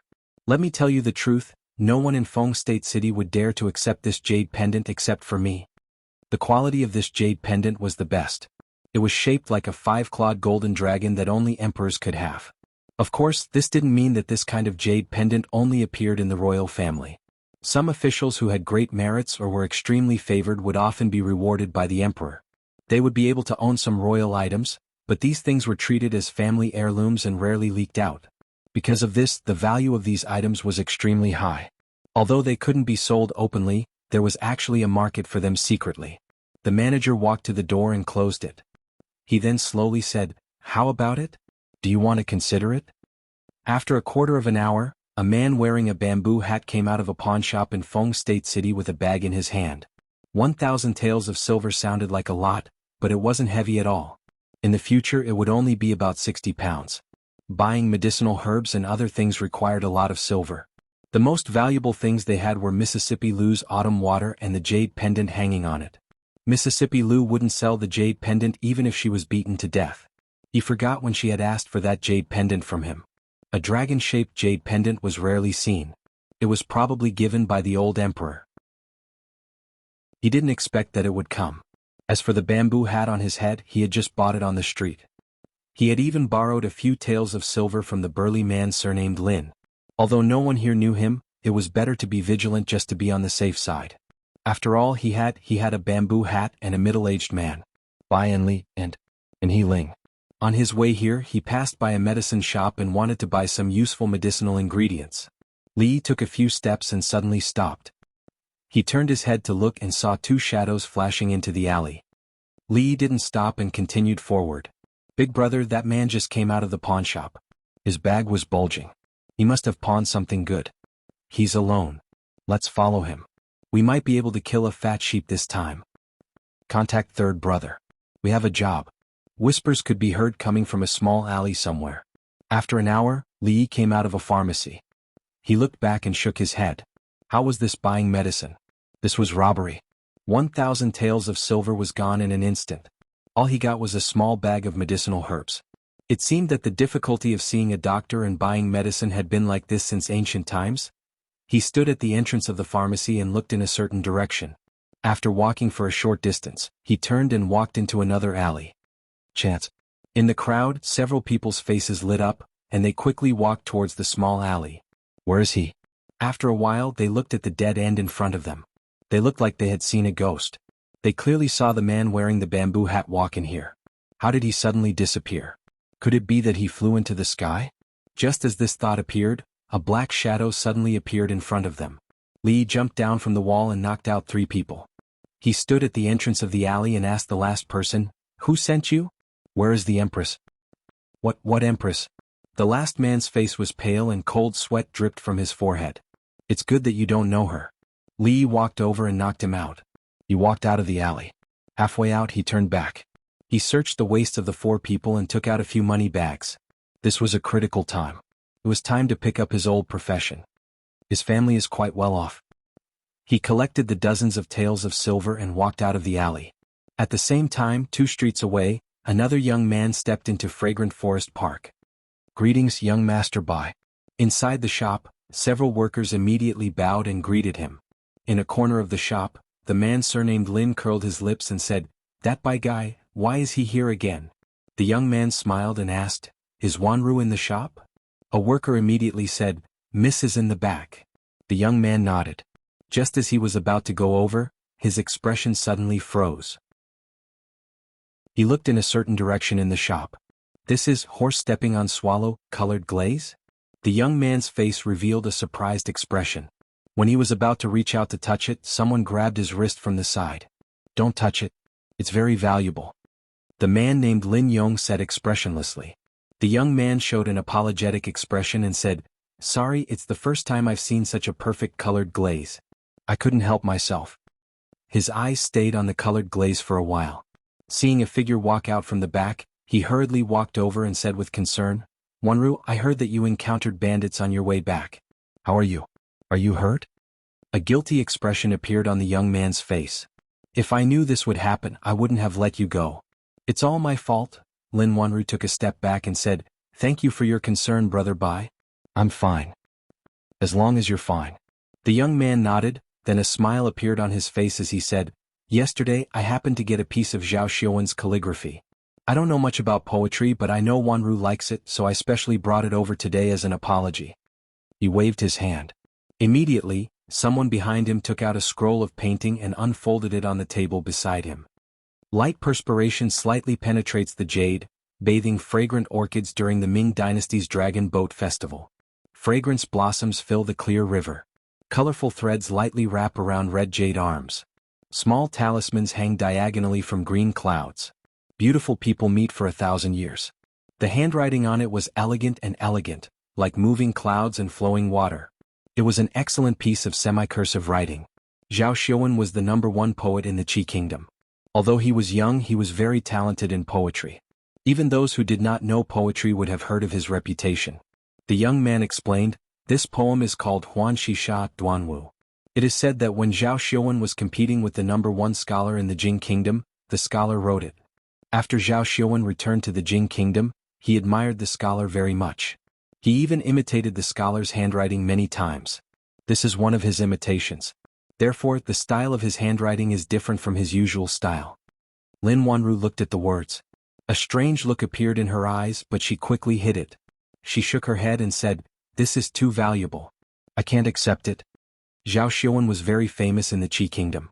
Not only was he famous for his poetry, but his calligraphy had also reached the peak. However, Zhao Xiuwen treasured his calligraphy very much. Other than a few pieces, he rarely let them out. Because of this, his calligraphy had always been very valuable.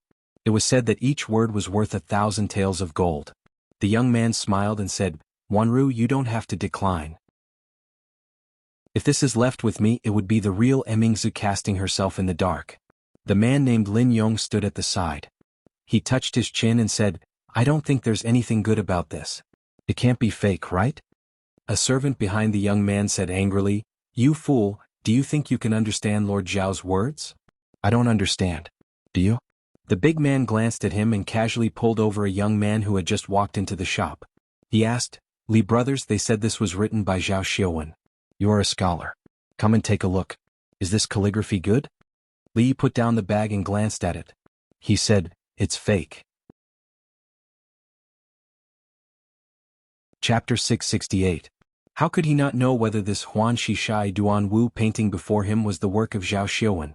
Back then, that shameless fellow had begged him to give him the original manuscript of this famous poem.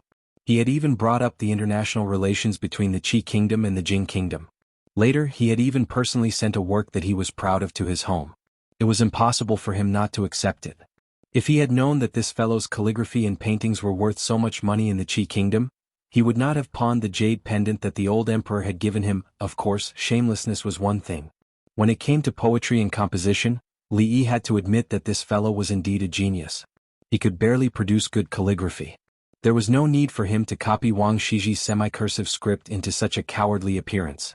If anyone dared to say that this piece of calligraphy was written by Zhao Xiuwen himself would probably want to beat that person up.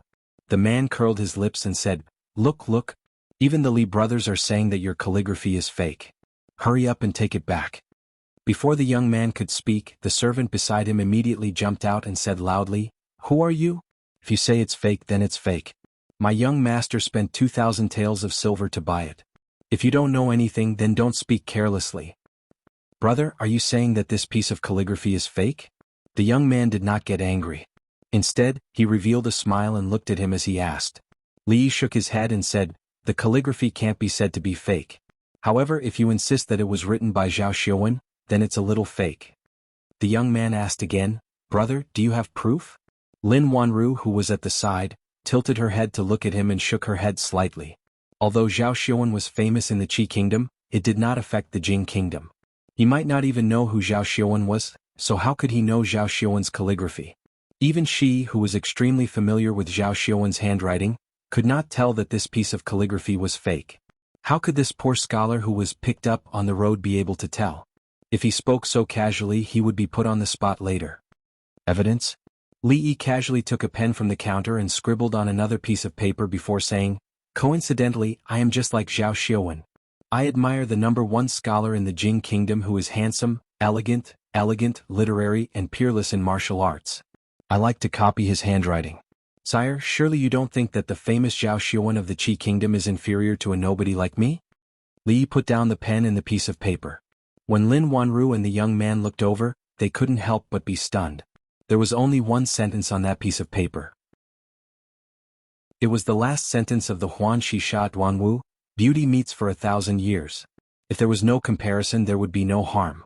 Although Lin Wanru could not be considered a talented girl, she had received the education of a noble lady in the Lin family since she was young, so she still had the basic ability to distinguish between good and bad. This sentence, "Beauty meets for 1,000 years, was indeed much more pleasing to the eye. Just now, she had thought that the painting that Baiyu had sent over was Zhao Xiuwen's authentic work. Now, it seemed that this scholar's writing was even more authentic than Zhao Xiuwen's. Zhao Xiuwen was a role model for the scholars of the Qi kingdom. Naturally, he would not be defeated so easily by a scholar he had picked up from the streets. The only explanation was that this was not Zhao Xiuwen's authentic work. The youth surnamed Bai's face alternated between green and red. After a while, he sighed and cupped his hands towards Li Yi, saying, "It was this Bai's poor eyesight that allowed me to be deceived by others. Thank you for the reminder, brother. I am Baiyu, may I know your name?" Li Yi cupped his hands and said, "Brother Bai is too polite. Just call me Li Xian." "Wanru, I am truly sorry. It was all my negligence." The young man nodded at him. Then he looked at Lin Wanru and said apologetically, "I still have some matters to attend to. I will take my leave first." The young man came quickly and left just as quickly. Of course, before he left, he took the authentic work of Zhao Xiuwen with him. It was no wonder that this Miss Lin was not interested in him at all. He did not care at all when it came to picking up girls. He either did not give her a gift or gave her a fake one. Most importantly, he was exposed in front of her. For someone like this to be able to pick up girls, he must be very rich. The man asked with a gossipy expression, "Li brothers, you said earlier that the #1 scholar of the Jing kingdom was handsome, elegant, literary and unparalleled in martial arts. Is that true or false? Isn't he a scholar? How could he be unparalleled in martial arts?" Li looked at him and said, "Do you know that he is well versed in both literature and martial arts? In the Jing kingdom, the name, deadly scholar, can stop children from crying at night. Which martial artist in the martial arts world would not tremble upon hearing it?" Lin Wanru thought for a while and suddenly said, "I have heard that Li Yi is no more than 4 feet and 5 inches tall. He is short and has the head of a rat and the eyes of a deer. What?" Li could not help but widen his eyes when he heard this. 1 foot and 33 centimeters, 4 feet and 5 inches. In total, he was not even 1.5 meters tall. Was he that short? And the remaining 1 foot was eaten by the people of the Qi kingdom? Short and 5 inches tall? Rat in the eyes of a deer.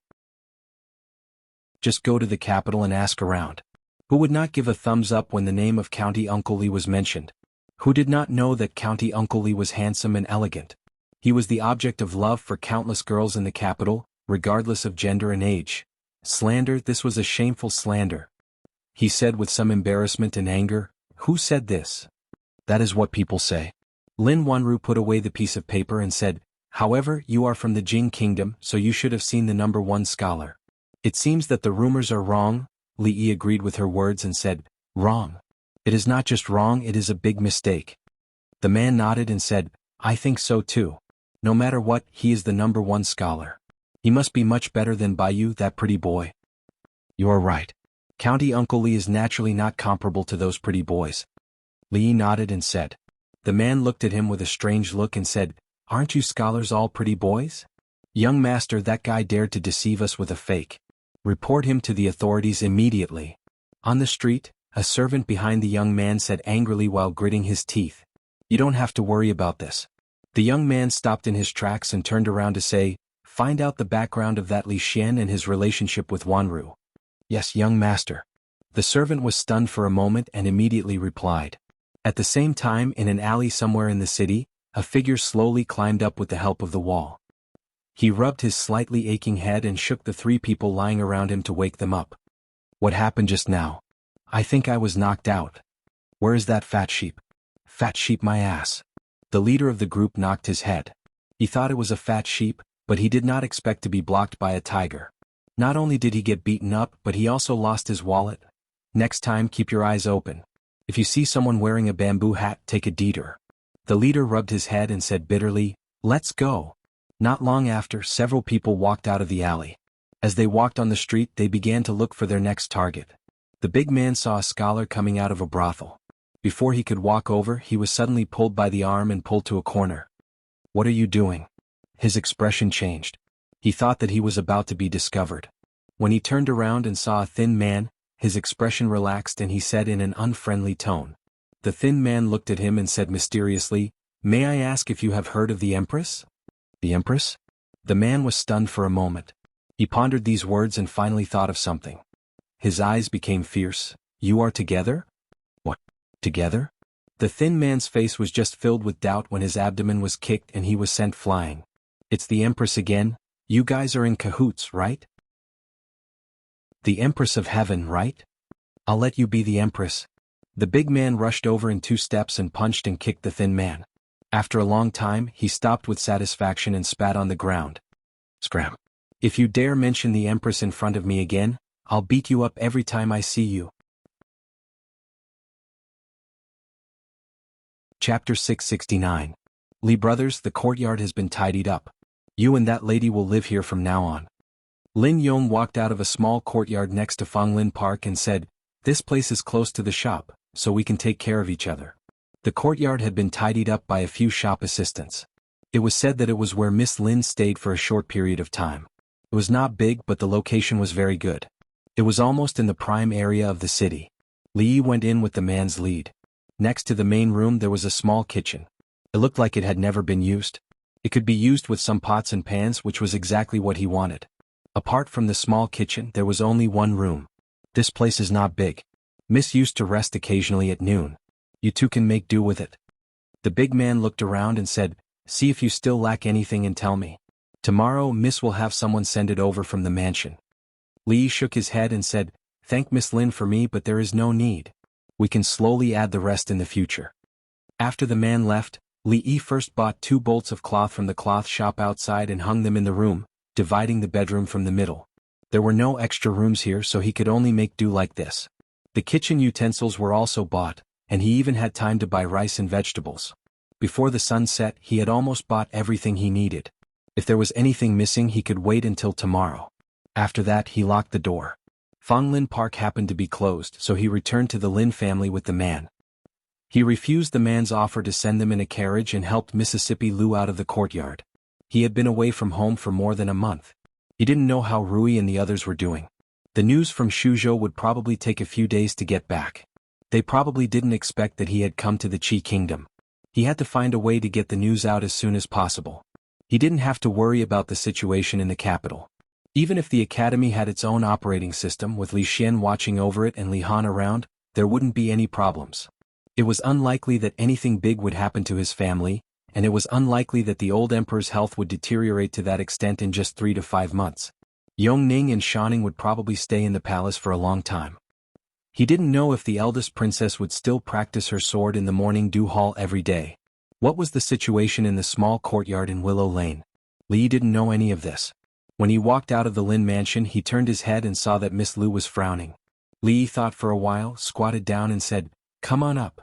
Mississippi Lu shook her head and said, "It's okay. I can walk."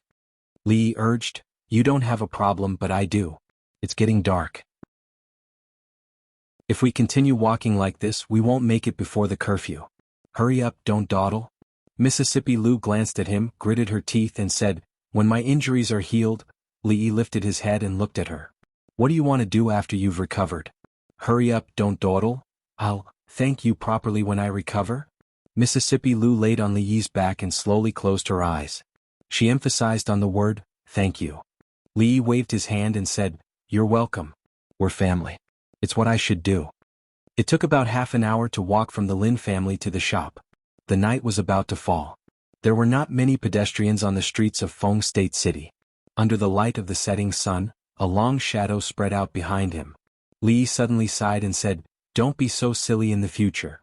This time Mississippi Lu did not respond. Thinking of something, Li tilted his head and asked, "Actually, there's something that I've always been curious about." "What is it?" Mississippi Lu asked lightly. "How did you fall in love with me?" Li looked at her profile and asked, "The first time we met, you were riding on a horse?" Mississippi Lu thought for a moment and said, "Uncle Fang said that the scholar looked easy to bully, so I chose him." Li curled his lips and said, "Admit it. You were subdued by my temperament. At that time your hair was messy, your clothes were untidy, your head was full of sweat, and you even lost one of your shoes. Is this your temperament?" Mississippi Lu suddenly asked curiously, "By the way, why did you run that day?" There was no way to continue this conversation. Li turned his head and quickened his pace. He said, "I like to run." "It's none of your business." Feng Province was an important city of the Qi Kingdom. It was the political and military center of the surrounding prefectures. The curfew system was very strict. The city gates were closed at the hour of the sea. Even the red light streets and alleys were not allowed to walk on the streets at this time. Those who violated the rules would be punished, and those who violated the rules would be sentenced to death. After the second watch, there was no one except for the night watchmen and patrolling soldiers. At this time, it was close to the hour of the sea. There were not many people on the streets. A group of riders quickly entered the city and galloped through the streets. Soon they arrived in front of a luxurious mansion. The figure at the very front dismounted his horse and asked, "Has His Highness rested?" A servant at the entrance of the mansion immediately said, "It's not the hour of the sea yet. His Highness is dealing with official business. Please wait for a moment, General. I'll go inform him immediately." Not long after, in a study in the mansion, Shinhan greets His Highness. The man knelt on the ground and greeted the young man behind the table respectfully. "General Shen, you don't have to be so courteous." The young man quickly walked out from behind the table and helped him up. "General Shen, please sit." He pointed to a chair at the side and then asked in confusion, "General, you're not in Chong Province. Why did you come here in the middle of the night? Is there something important?" Chong Province was at the border of the Qi Kingdom. It was separated from the Jing Kingdom's Shu Province by a river. Shinhan was one of the generals guarding the city and would not leave the city easily. "Your Highness, I do have something important to report." Shinhan cupped his hands and said, "Over a month ago, Li was taken away from the capital of the Jing Kingdom. A few days ago he appeared in Shu Province and then disappeared without a trace. The officials of Shu Province almost turned the entire Shu Province upside down, but they could not find him. I'm guessing that he has come to our Qi Kingdom." The young man looked stunned and asked in disbelief, "Who did you say? Li has come to the Qi Kingdom?" "Yes." Shinhan's expression was solemn as he said, "This news has almost spread throughout the Jing Kingdom and reached Shu Province a few days ago. I only learned about it a day ago, so I rushed over to inform your Highness." Shinhan had been to the capital with His Highness before, so he naturally knew how important Li was to His Highness. He said, "He has a grudge against the King of Shu. If he falls into the king's hands, he will not have a good ending. Moreover, he has not appeared in Shu Province since then. I'm guessing that he has come to the Qi Kingdom." "That's great." The young man's face lit up with joy. He said, "Pass down the order immediately." Ask the surrounding counties to pay more attention. Once they find any traces of him, they must invite him to Feng province. In addition, send people to closely monitor the movements in Shu province. If he is discovered by the king of Shu in Shu province, immediately send envoys to negotiate. I understand. The man named Shinhan bowed and said. The young man walked to the window and looked out. A smile appeared on his face as he murmured, "Brotherly, oh brotherly, we haven't seen each other for a long time." By the river in Shu province, an old man with unkempt hair stared at the surging river. A trace of doubt appeared on his face. Could it be that he has really gone to the Qi kingdom? Chapter 670. From today onwards, Li Yi planned to raise Mississippi Lu like a pig for a long time. The contents of this bowl of medicinal cuisine were very rich. Ordinary people might not be able to withstand the effects of the medicine, but with Mississippi Lu's physique, there was no need to worry about the problem of not being able to withstand it. With all kinds of tonics, the sooner her body recovered, the sooner she could go back. He served a bowl of porridge to Mississippi Lu and himself and sat in the yard. The man named Lin Yong walked in from outside. He was stunned for a moment and said, "Li brothers, have you eaten?" Li nodded and looked at him. "Brother Lin, do you want a bowl?" The big man waved his hand with a smile and said, "No need, no need. I've already eaten on the way here." Li looked at him and asked, "Really? Delicious, it's really delicious." Lin Yong put down the bowl, wiped his mouth and praised, "I didn't expect Li brothers to know how to cook, and your cooking skills are so good. If your sister-in-law had half of your cooking skills, I would wake up laughing in my dreams." Seeing him licking his lips, Li asked, "Do you want another bowl?" "Enough, enough." Lin Yong smiled and waved his hand. "I can't eat any more." When he ate the second bowl, Lin Yong's hands finally slowed down. While eating, he said, "I've seen those scholars often say that the kitchen is far from the kitchen. Li brothers, you are different from them. Miss Lu followed you because of her good fortune in her previous life. She didn't choose the wrong person." Li looked back. Fortunately, Mississippi Lu's body hadn't recovered yet. Otherwise, this brother Lin would definitely come in vertically and leave horizontally. Recently, he often saw Lin Yong these days. The things in the jewelry store were very valuable.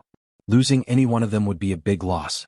Not to mention, if they were to encounter a group of bold people who would openly rob them, the loss of a single store would mean that everyone in the Lin family would have to starve for a whole year. Therefore, the Lin family arranged a lot of guards in every store. The Fang Lin court next to it was under Lin Yong's responsibility. Those fellows at home don't have any other skills, but they know how to stab their own people in the back.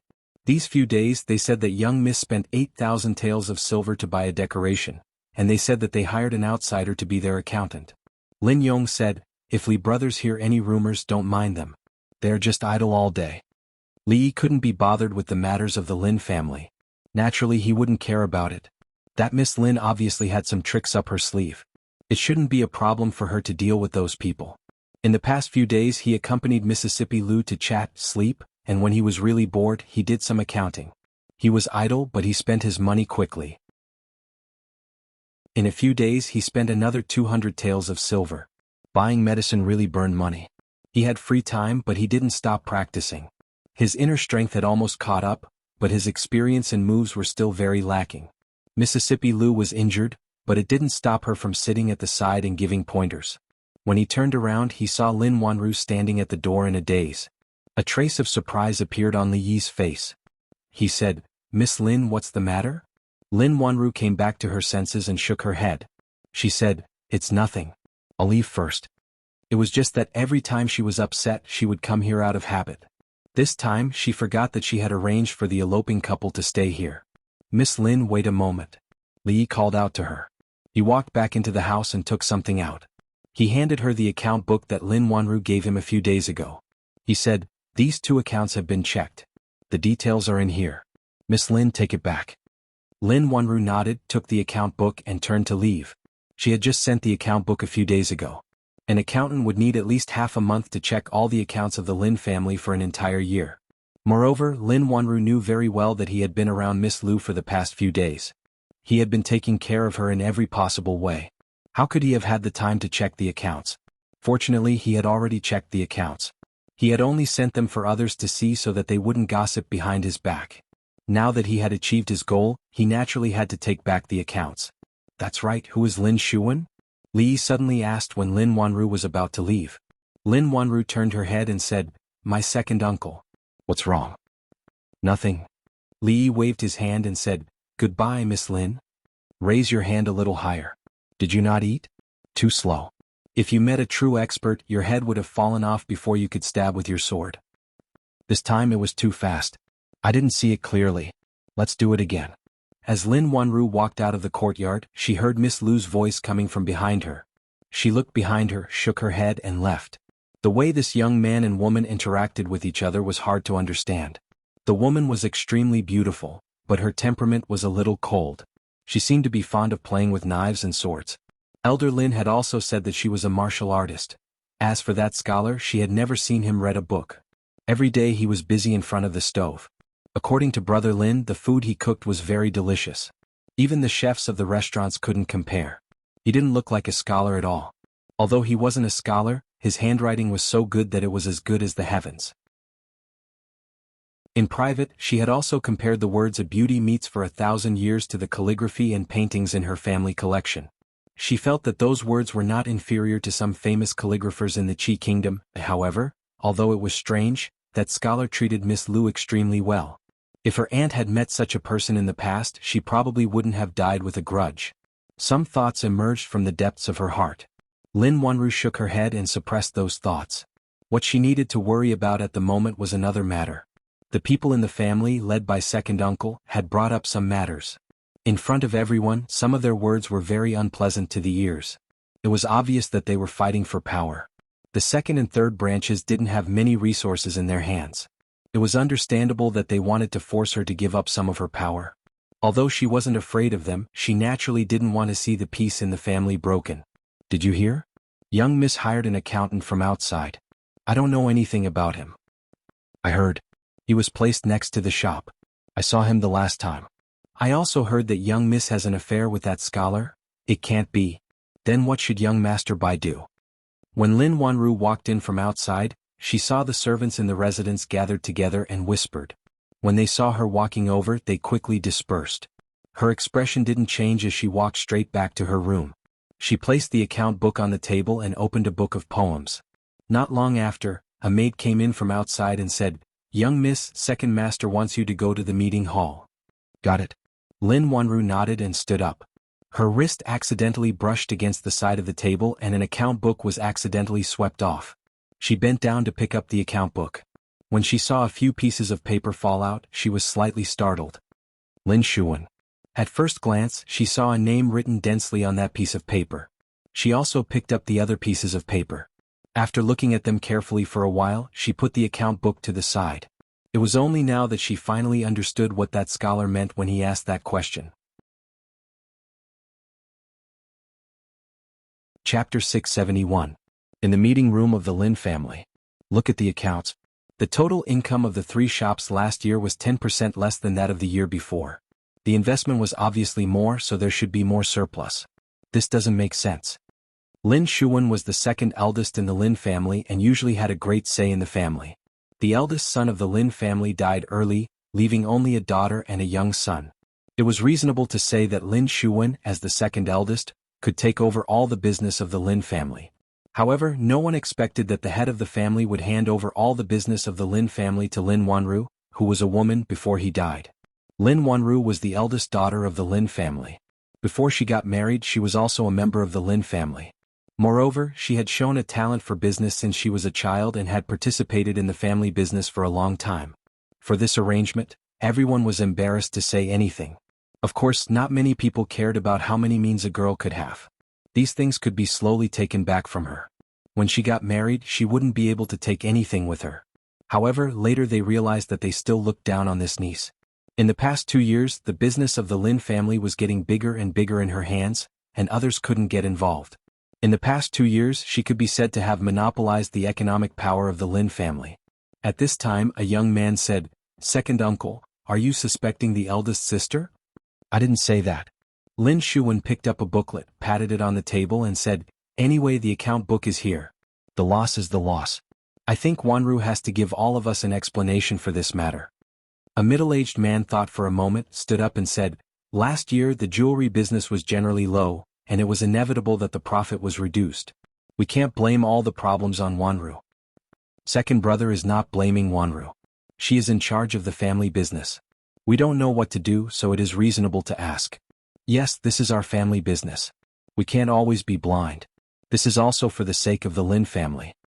In the meeting hall, everyone was clearly divided into 3 camps. One of them was led by Lin Shuwen, who was holding on to the matter of profits. It was obvious that he had something else to say. The other side was speaking up for Lin Wanru, but there weren't many of them. Those who were neutral were still the majority. No matter what, it was not their turn to be in charge of the Lin family. No matter who the business was handed over to, they would get money every year. As long as there was a lot of money, there was no need for them to take sides. Stop talking. Wanru is here. Let's see what she has to say. Someone suddenly stood up and said. Everyone turned to look at the door. Lin Wanru walked in from outside. She nodded slightly at everyone, then looked at Lin Shuwen and asked, Second uncle, did you ask me to come here for something important? There is really one thing that is more important. Lin Shuwen nodded and said, Yesterday I looked through the account and found that the investment of our Lin family last year was 20% more than the year before. Why did the profit decrease? This is really unreasonable. The business of the Lin family has always been managed by Wanru. I'm afraid that Wanru has to give all of us an explanation for this matter, right? Lin Wanru looked at him and asked, In business there are profits and losses. It is normal to have a small fluctuation in profit, isn't it? Lin Shuwen smiled and said, What Wanru said is true. There are profits and losses in business, but last year was obviously a good year. It is impossible for the profit not to increase but decrease. Of course, I don't mean anything else. It's just that the Lin family belongs to all of us. The Lin family needs all of us to protect it. It concerns the interests of all of us, so we can't be careless. Lin Shuwen had a smile on his face as if he was thinking for everyone's sake. So, what do you mean, second uncle? Lin Wanru looked at him and asked. Lin Shuwen said with a smile, There are so many people in the Lin family. We also feel sorry to let you, a girl, take care of it inside and outside. Such a heavy burden falls on you, and it is inevitable that there will be such negligence. So, I think it is better to divide the other 2 shops and hand them over to others to manage. In this way you will be much more relaxed and can concentrate more.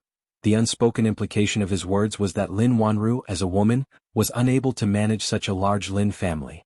That was why there was a loss this time. It was better for her to give up her power early on.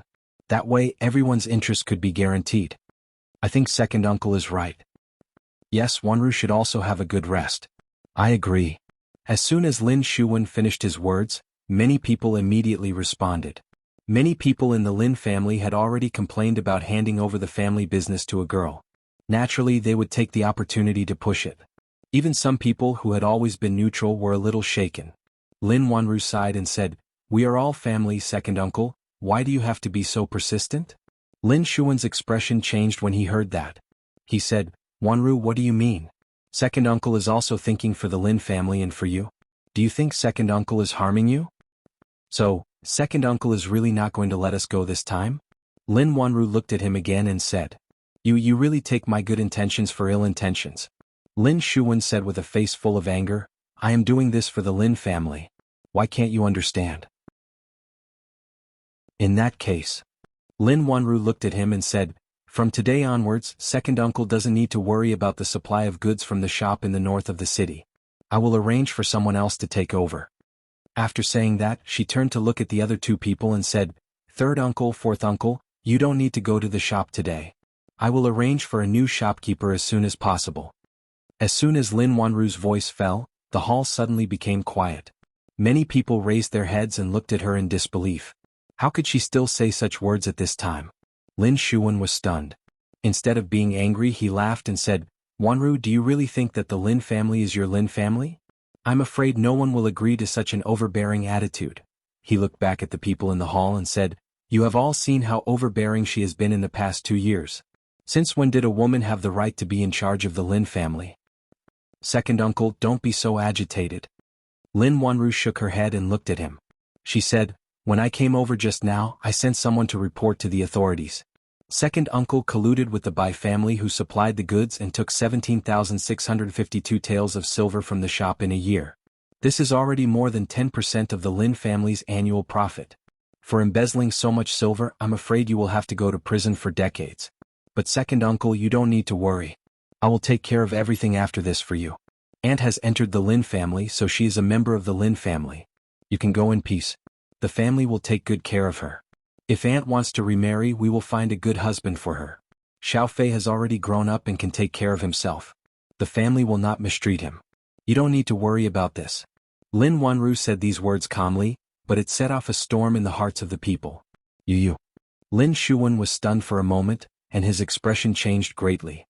He opened his mouth and was about to speak, but Lin Wanru waved her hand and said, "Second uncle, you don't need to thank me. We are all family. This is what I should do." After saying this, she added, "The people from the Yamen should be here soon. Second uncle, don't you want to go back and prepare?"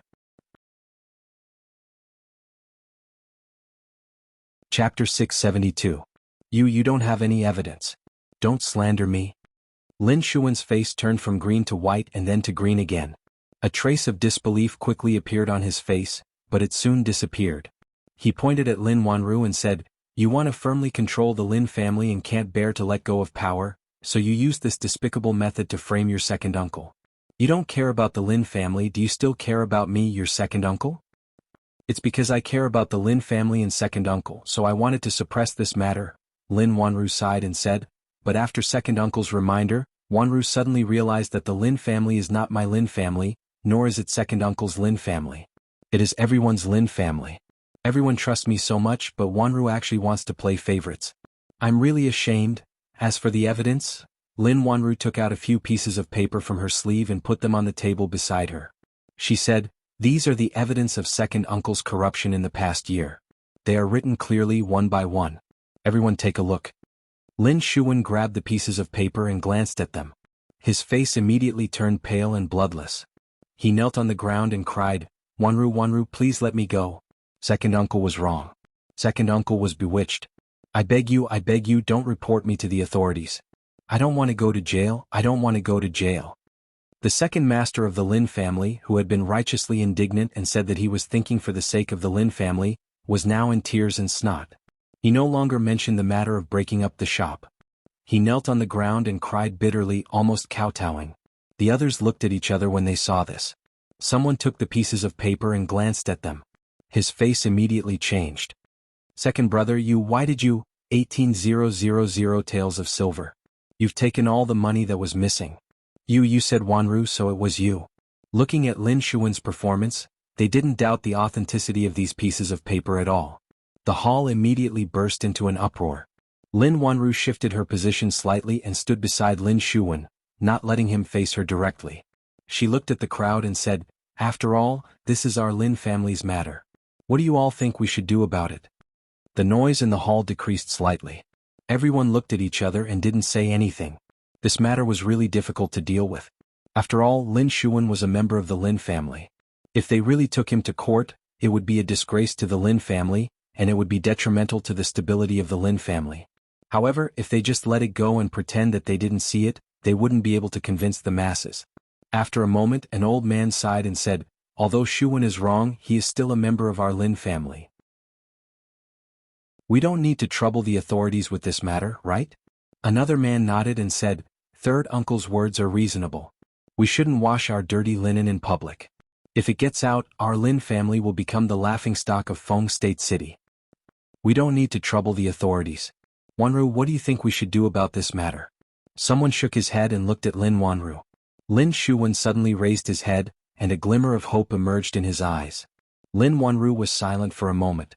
Then she said, Second uncle, you don't need to worry about the supply of goods in the store. I will slowly deduct the money from the second branch's money. Thank you, Wanru. Thank you, Wanru. Lin Shuwen stood up from the ground, wiped the cold sweat off his forehead and said repeatedly. Lin Wanru turned her head and looked at the other two men. Third uncle, fourth uncle, you don't need to busy yourself with the matters of the store for the next 2 days. I will arrange for a new shopkeeper to go there in a few days. The two men were stunned. They weren't the ones who were embezzling. What did it have to do with them? Wanru, I'm afraid this isn't appropriate. One of the men opened his mouth with a troubled expression. Before he could finish his words, he was interrupted by someone behind him. Let's do it this way. Wanru, you can arrange these things. We will listen to you when it comes to the business. Yes, yes, yes. Third brother, fourth brother, just do what I ask you to do. Why are you asking so many questions? Someone else said. Okay. Seeing that people kept speaking up, the two men's faces gradually showed despair. In the end, they could only grit their teeth and agree. The store is busy. If there's nothing else, I will leave first. Lin Wanru looked at the crowd and said, No, Wanru, you go ahead. The matter of the store is more important. It's fine here. Remember to inform the authorities and say that it's a misunderstanding. When the crowd heard this, they all spoke up. If it wasn't necessary, they wouldn't want to stay with her. Even if she stood there without saying a word, she would give them an invisible layer of pressure. Today was clearly a drama of the second branch forcing the Lin family to abdicate. In the end, the second, third, and fourth branches suffered a double loss. They had completely lost their business with the Lin family. Delegating power had turned into taking it back. In the future, her words in the Lin family would only have more weight. Watching her leave, then looking at Lin Shuwen, who was covered in cold sweat, many people secretly shook their heads. They had underestimated the eldest daughter of the Lin family. Lin Yong leaned against the door and grinned. When he saw Lin Wanru coming out, he hurriedly followed her. Miss, where are we going now? Lin Wanru walked past a moon door and said, To the store. Lin Yong scratched his head and asked doubtfully, To the store? Isn't that going to the yamen? Why are we going to the yamen? Lin Wanru said as she walked, There's a new batch of goods that was delayed for 2 days. Remember to hurry them up. Won't the authorities send people to arrest second master? Lin Yong was stunned, but he didn't care too much. Of course he wanted to go to the store and not the yamen. Seeing that it was almost mealtime, it wasn't a bad idea to go to the Li brothers' place for a bowl of porridge. To be honest, he had never tasted such delicious porridge in his life. Although it wasn't full, he felt full of energy after drinking it. He could finally raise his head in front of his mother-in-law at night. It was just that he was prone to nosebleeds after eating, so he always had a cloth to block it.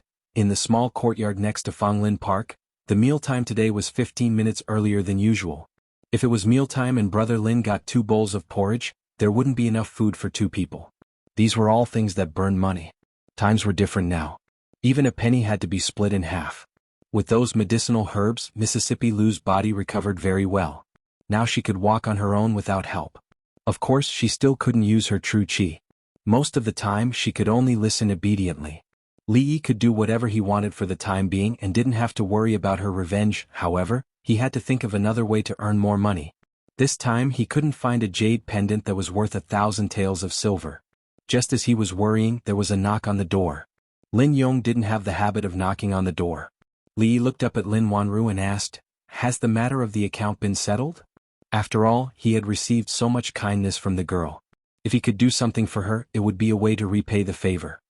It's settled. Lin Wanru nodded and said, Thank you this time. If it weren't for those pieces of paper, the matter this time would actually be a little troublesome. She had never doubted that there would be so many problems with the accounts that had been checked. This time the scholar that she picked up really gave her a big surprise. Li Yi waved his hand and said, You're welcome. This is the duty of an accountant. A rare smile appeared on Lin Wanru's face. She said, It's just a temporary measure. You don't have to take it seriously.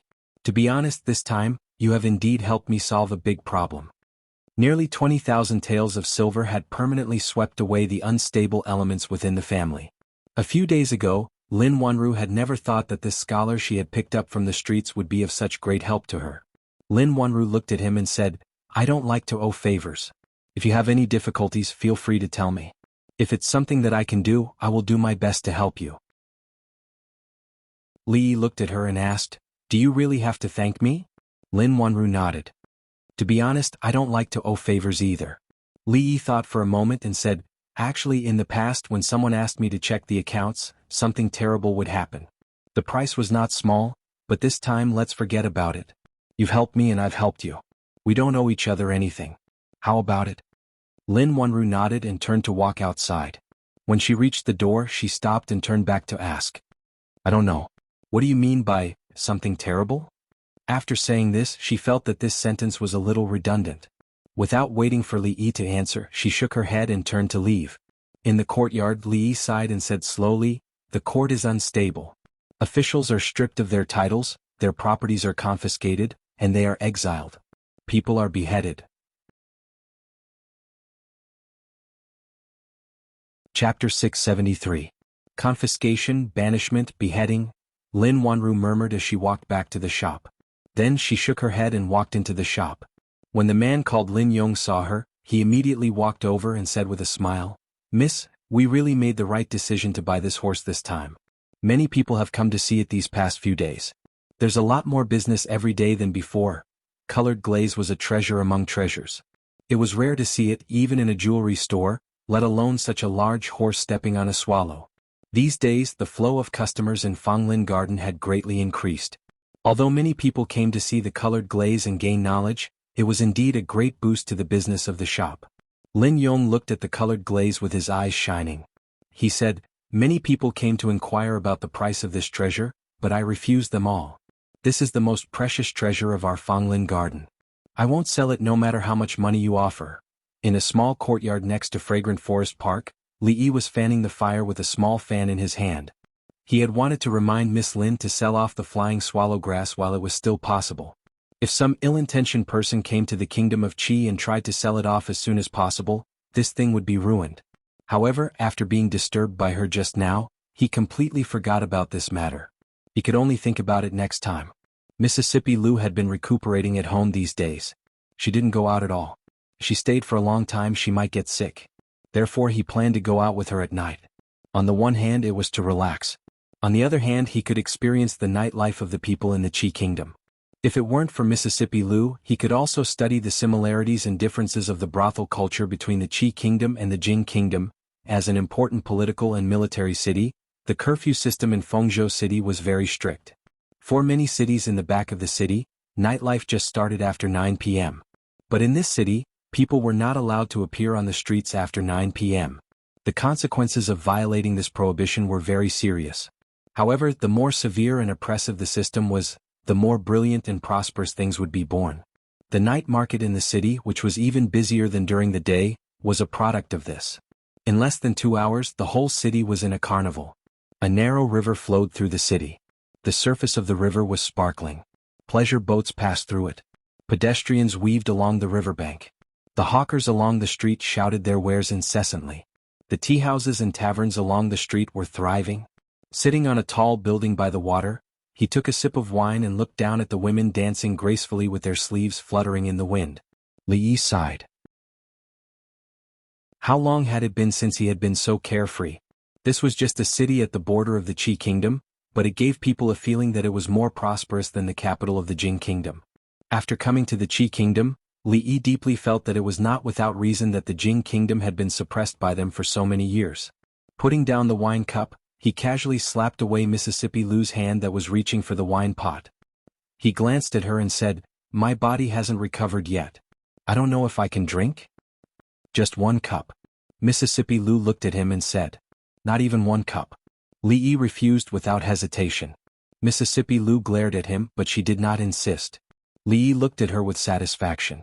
He felt a sense of accomplishment in his heart. Recently Mississippi Lu had become more and more obedient. If she could maintain this attitude after she recovered, how wonderful would life be? Next up is Miss Ying. Young Master Zhao presents her with 100 taels of silver. Qin presents her with 300 taels of silver. Young Master Yang presents her with a poem. Young Master Chen presents her with 1,000 taels of silver. The voices that came from downstairs from time to time always interrupted his daydream. Li Yi looked discontentedly at the high platform below. At this moment there was a new girl on the high platform. She was holding a pipa and playing it while performing difficult dance moves. It was very tempting. No wonder those young masters were giving her poems like crazy. In the blink of an eye, a few hundred taels of silver were already in her hands. All she had to do was twist her waist. Li Yi was very envious of her. If he had this kind of ability he would not have to worry about money. Not long after the song ended, the duck-like voice called out again, "Miss Ying invites young Master Yang upstairs for a chat." There was a sudden uproar below. Many people had just given silver taels of silver, but this Miss Ying just had to invite young Master Yang who gave the poem upstairs. It seemed that the poem had moved Miss Ying. Some people were envious while others sighed. Wealth was easy to come by, but talent was hard to come by. These famous prostitutes in Feng province were proficient in music, chess, calligraphy, and painting. No matter which one of them, they could be crowned as a talented woman. Their daily contacts were all famous talents from all walks of life. They had never been interested in idiots who only knew how to throw money. "Why are you moved?" Mississippi Lou glanced at Lee and asked casually when she saw him looking down with an envious face. Lee nodded and said, "Yes, 1,000 taels of silver, but it didn't even make a splash. It's such a pity. If you gave it to us, you would have enough medicine for next month." Mississippi Lou was startled, then she shook her head and said, "Medicinal herbs are just auxiliary, it's not necessary." That being said, the sooner Mississippi Lou recovered, the sooner they could go back. Lee sighed, "You can't stop taking medicine?" Below the pavilion, the topic of the crowd had shifted from Miss Ying to another woman on the stage. At this moment, the woman who was dancing to the music was also a famous prostitute in Feng Province. In terms of fame, she was no less than the former. A slightly chubby young man dressed like a scholar and holding a folding fan in his hand sighed and turned away from the crowd. "Hey, isn't this the rich young master who throws money away? There are still a lot of programs later. Why did he leave so early?" Young Master Ying threw money away, but he still couldn't win Miss Ying's heart. "What a pity, what a pity," several voices came from the front. The slightly chubby young man looked up and saw a group of young people coming over. His expression changed slightly. "I don't want to cause trouble today. Get out of the way," he said in a low voice. Then he forcefully pushed the crowd aside and strode outside. He's just a guy who stinks of money. Why is he pretending to be a scholar? Does he really think that holding a folding fan makes him a scholar? He even wants to attract Miss Ying's attention. He's just a toad lusting for swan meat. He's just an idiot.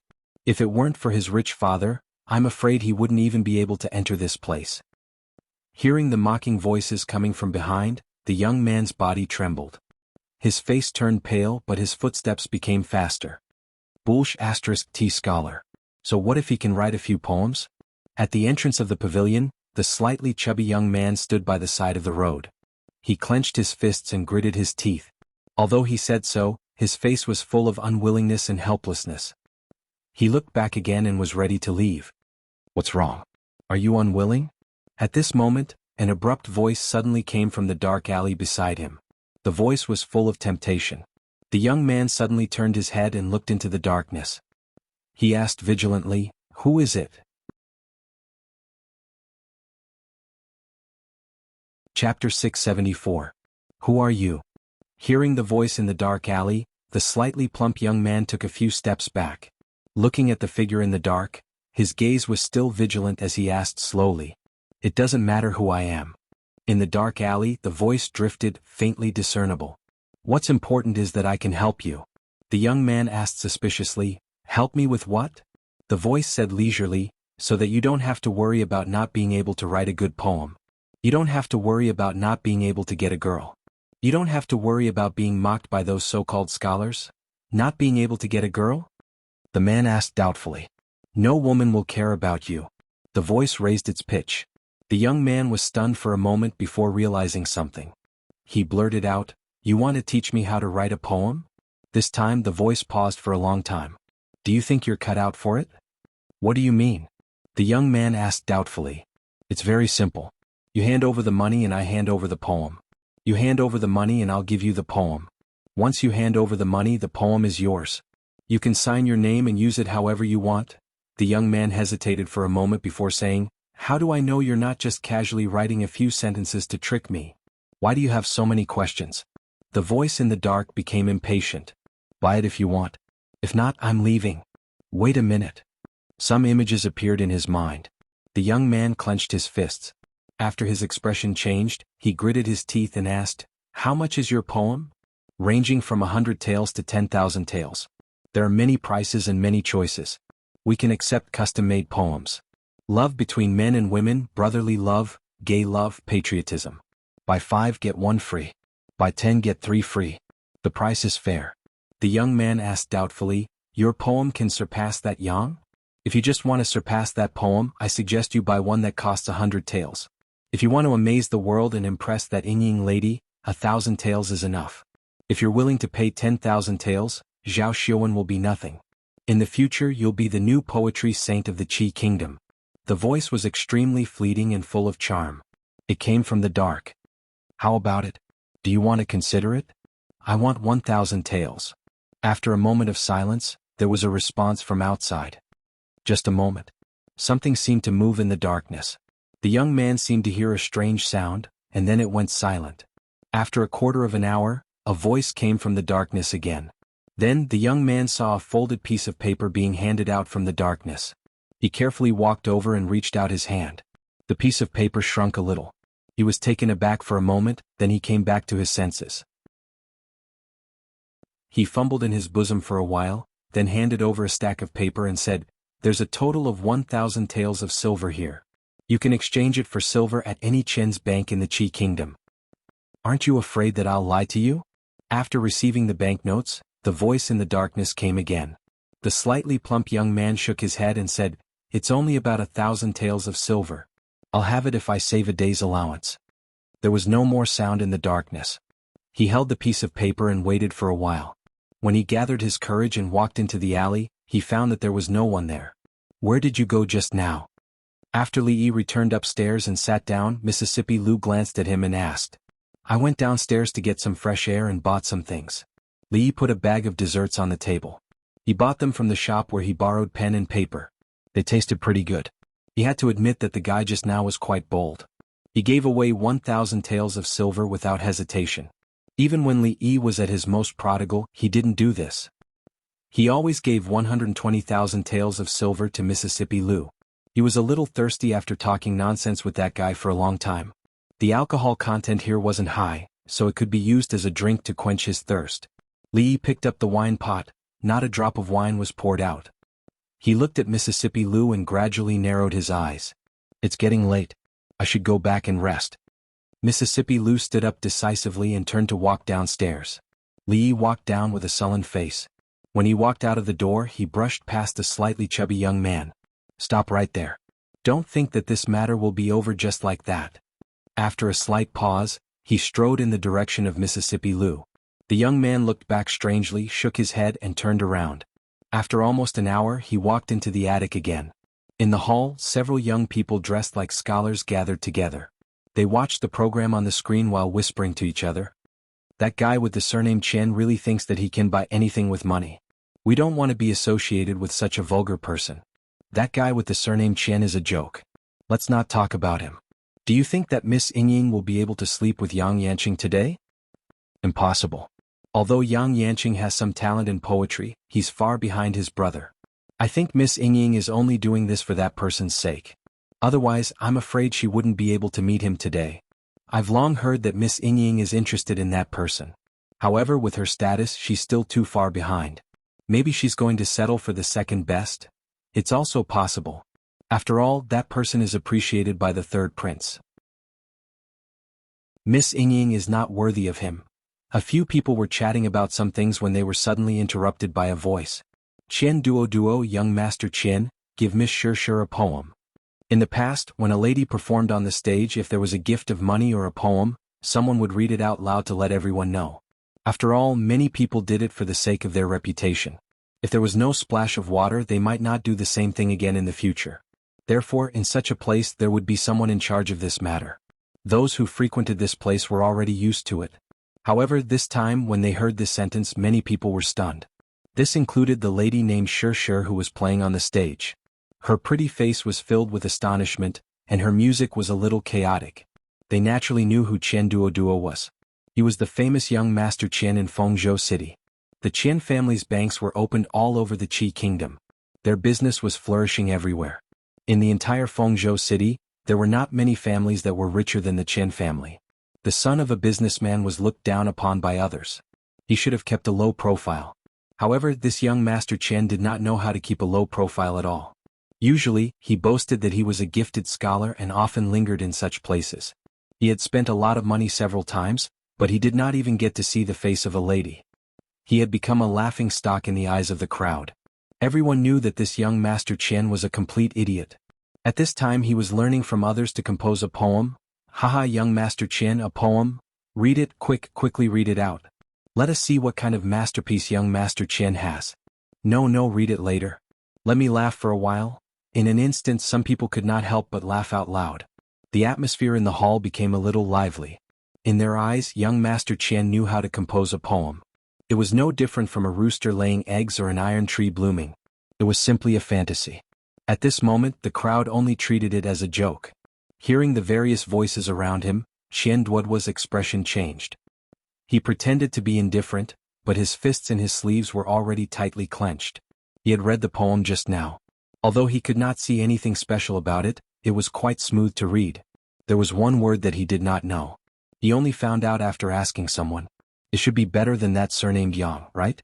In the corner, there was a person holding a piece of paper in his hand. Under the urging of the crowd, he read it out loud. Kai Xiu attentively held the jade bell. That year she fought to be drunk and blushed. Dancing low in the willow house under the moon, she sang the wind at the bottom of the peach blossom fan. After parting, I remembered our meeting. How many times did my soul dream with you? Tonight, with only the silver lamp shining, I fear that our meeting is a dream. Those who could linger in this kind of place were mostly scholars. They usually boasted that they were outstanding and talented. Those they interacted with were all scholars. More or less they had some talent. Otherwise they would not have been able to fool the crowd. After that person read 2 lines, the mocking voices in the hall quieted down. Until the last line, I fear that our meeting is a dream, was read out, there was no more noise. Countless people were stunned. They turned around to look at Qian Duoduo and swallowed their saliva in disbelief. Was this poem really written by that idiot Qian Duoduo? The woman on the stage was also stunned. She muttered a few lines and felt some kind of emotion. When she looked down the stage again, her eyes were a little hazy. At the door of a certain room upstairs, the woman called Yingying opened her mouth slightly. The man opposite her was also surprised. Even if Qian Duoduo did not understand poetry because of his background, his ability to observe people's expressions was far beyond that of ordinary people. Looking at the eyes and expressions of the people around him, he knew that the 1,000 taels he spent just now was really King worth it. Especially when he saw those so-called scholars, their expressions were as if they had seen a ghost. The carefree feeling in his heart was indescribable. He hummed a strange tune and walked out of the door alone under the stunned silence of the crowd. Just as he was about to walk out, he seemed to have thought of something. He turned around and walked to a table. The servant looked at him in a daze and asked, "Young Master Qian, is there anything else?" Qian Duoduo curled his lips and said, "That 1,000 taels of silver was wrong. Give it back to me. I can't control you, but your sister can. When I go back in a few days, I will tell her everything you did here one by one." There was still an hour before the curfew. The streets of Feng State City had already become sparse. Li Yi scolded as he walked. He did not hear a response for a long time. He looked back and saw that Mississippi Lu was already breathing evenly. He shook his head and sighed helplessly. "I can't control it anymore." The 3 words, fragrant forest garden, were vaguely visible under the illumination of the fireworks in the night sky. Chapter 675. Wearing a bamboo hat, Li Yi came out of the pharmacy with a lot of things in his hands. The fat man didn't lie to him last night. When he handed over the money to buy these herbs, the shop assistant accepted it without hesitation.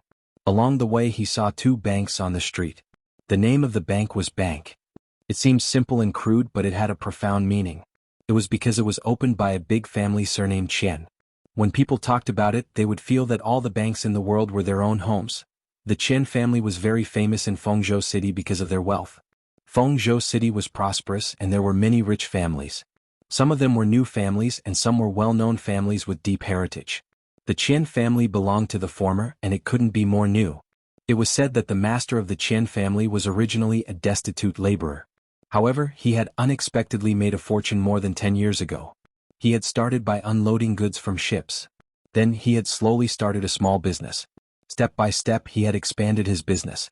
After 10 years, the wealth accumulated by the Qian family had surpassed most of the so-called rich and powerful families in Fengzhou City. Including those well-known families with decades of heritage, the wealth of the Qian family could be ranked in the top 5 in the entire Fengzhou City. In other words, the number of families in the entire Fengzhou City that were richer than the Qian family could be counted on one hand. Although power and money couldn't be separated since ancient times, the reality was that those with power had money, and those with money didn't necessarily have power. Especially in today's era, businessmen were lowly. The richer they were, the more they had to accept the ridicule and indifference of others. The Qian family was such an existence. They were different from those families that had accumulated wealth and reputation for hundreds of years. In the eyes of most people they were villains, landlords and nouveau riche. They weren't recognized by the upper class. Unlike the later generations, this kind of people were successful entrepreneurs, leading the trend of success studies, and idols in the hearts of countless confused youths. They could write books such as Chen Niji's Success Studies, The Law of Success, Chicken Soup for Success and so on. They could be sold out. This information was obtained by Li Yi from an insider. At that time the insider was blocked by him in the corner. He shouted, "Hero, please spare my life," and told him the story of the Chen family's prosperity. He even told him that the head of the Chen family kept a concubine in a small building, and that young Master Chen and a scholar were suspected to have a homosexual fetish. Before leaving, the insider sincerely suggested that if he wanted to rob the money, he should go straight along this road and then turn left. The biggest and most luxurious mansion with a silver lion at the door should be the one. This was the information he politely inquired. As for yesterday's young Master Chen's wish, he didn't know yet. He didn't have many poems, but all of them were fine works. Yan Jidao's style of poetry was deep and profound, and he was good at expressing emotions. His achievements in literature were even higher than his father Yan Shu's, in both the current and future generations. Yan Jidao was someone who didn't even take Su Shi seriously. He didn't have many poems, but all of them were excellent. Due to the problems in his life, there were many poems in his poems that sympathized with the fate of prostitutes and dancers and praised their beautiful souls. His style was sad and touching. Which young girl doesn't yearn for love? Which young woman doesn't? Even prostitutes and dancers must have a lover in their hearts that they are looking forward to meeting. Because of their status, they yearn for beautiful things and feelings. Unfortunately, due to their status and age, most women can't obtain the happiness they hope for. If this emotional partridge sky were to be circulated, who knows how many women's hearts would be pierced. Li didn't know if those women's hearts were pierced, but his own heart was pierced. With the help of medicinal materials, Mississippi Lu's body recovered quickly. This time, he gritted his teeth and spent 500 taels of silver to buy medicinal materials of higher quality and older. If he could sell a few more poems, he and Mississippi Lu would soon be able to return home. Half of the 10 banknotes were gone in a short time. Rich people could only be found by chance. Li was a little regretful. He should have left his contact information yesterday. Although he knew where the Chen family was, he couldn't go to them with a mask like this. Wearing a bamboo hat and walking on the street, many people turned their heads. If it weren't for the fact that some people in Jianghu often dressed like this, people wouldn't be too surprised. Perhaps they would be invited to tea by the patrolling soldiers after a while. At a certain moment, a man wearing a bamboo hat walked into a deep alley. Not long after, a young man came out from the other side of the alley. Li looked at the sky. He had been delayed on the road today. He had to hurry back to cook for Mississippi Lu. Fonglin Garden was just ahead. When Li walked over, he greeted Lin Yong, who was leaning against the door. He walked to a small courtyard and gently knocked on the door. Today Mississippi Lu took a long time to open the door. Li looked at her suspiciously. He pointed at her face and asked, "What's wrong with you? Didn't you wash your face when you woke up this morning?" Mississippi Lu's expression was a little unnatural. She wiped her face with her sleeves and said, "Go wash your hands. It's time to eat." "You went out to buy food?" Li walked into the house and said, "Didn't I say to wait for me to come back? Your body hasn't recovered yet. It's dangerous outside." He looked at the unknown object on the table and looked up at Mississippi Lu. He asked, "This? Where did you buy this food from? Eat it if you want." Mississippi Lu glanced at him and turned around to walk back to her room. Li reached out his chopsticks and picked up the paste in front of him. He vaguely recognized that this should be green vegetables. As for the other plate, he could only say that he was not knowledgeable enough. He looked at the rice again. Forget it, he could not bear to look any more. This was obviously the work of Mississippi Lu. No wonder her face was black and white just now. She was also wearing an apron around her waist. Other people were men who worked hard to earn money to support their families. When they returned home, the women had already prepared a table full of delicious food for them. Mississippi Lu was also waiting for him, waiting to poison him to death. Just as Li Yi was facing the unknown object on the table and was at a loss of what to do, Lin Yong walked in from the door with a smile and said, "Li brothers eating? Brother Lin, you haven't eaten yet, right?" Li looked up at him and was stunned for a moment. He immediately said, "Sit down and eat with us. This is so embarrassing." Lin Yong rubbed his hands and sat opposite Li Yi in embarrassment. He looked at Li Yi in surprise. He felt that the Li brothers seemed to be very friendly to him today. Li handed him the chopsticks and said with a smile, "Don't stand on ceremony. I've made a lot of food today. Brother Lin, you can eat as much as you want." "Haha, then I won't stand on ceremony." Lin Yong took the chopsticks and laughed. He asked, "Where's the food? Is it not here yet?" "Li brothers, you sit down. I'll go get it." His eyes inadvertently swept across the table and asked in confusion, "What is this?" "This is it." Li looked at him and said sincerely, "What is it?" Lin Yong looked confused. Li pushed the two dishes over and said, "I've already eaten outside. Brother Lin, don't stand on ceremony. Do you want me to help you get 2 more bowls of rice?" Lin Yong lowered his head to take a look and finally realized something. His expression changed. "Haha, I'm so embarrassed to eat here every day, Li brothers." Lin Yong put down the chopsticks and strode outside.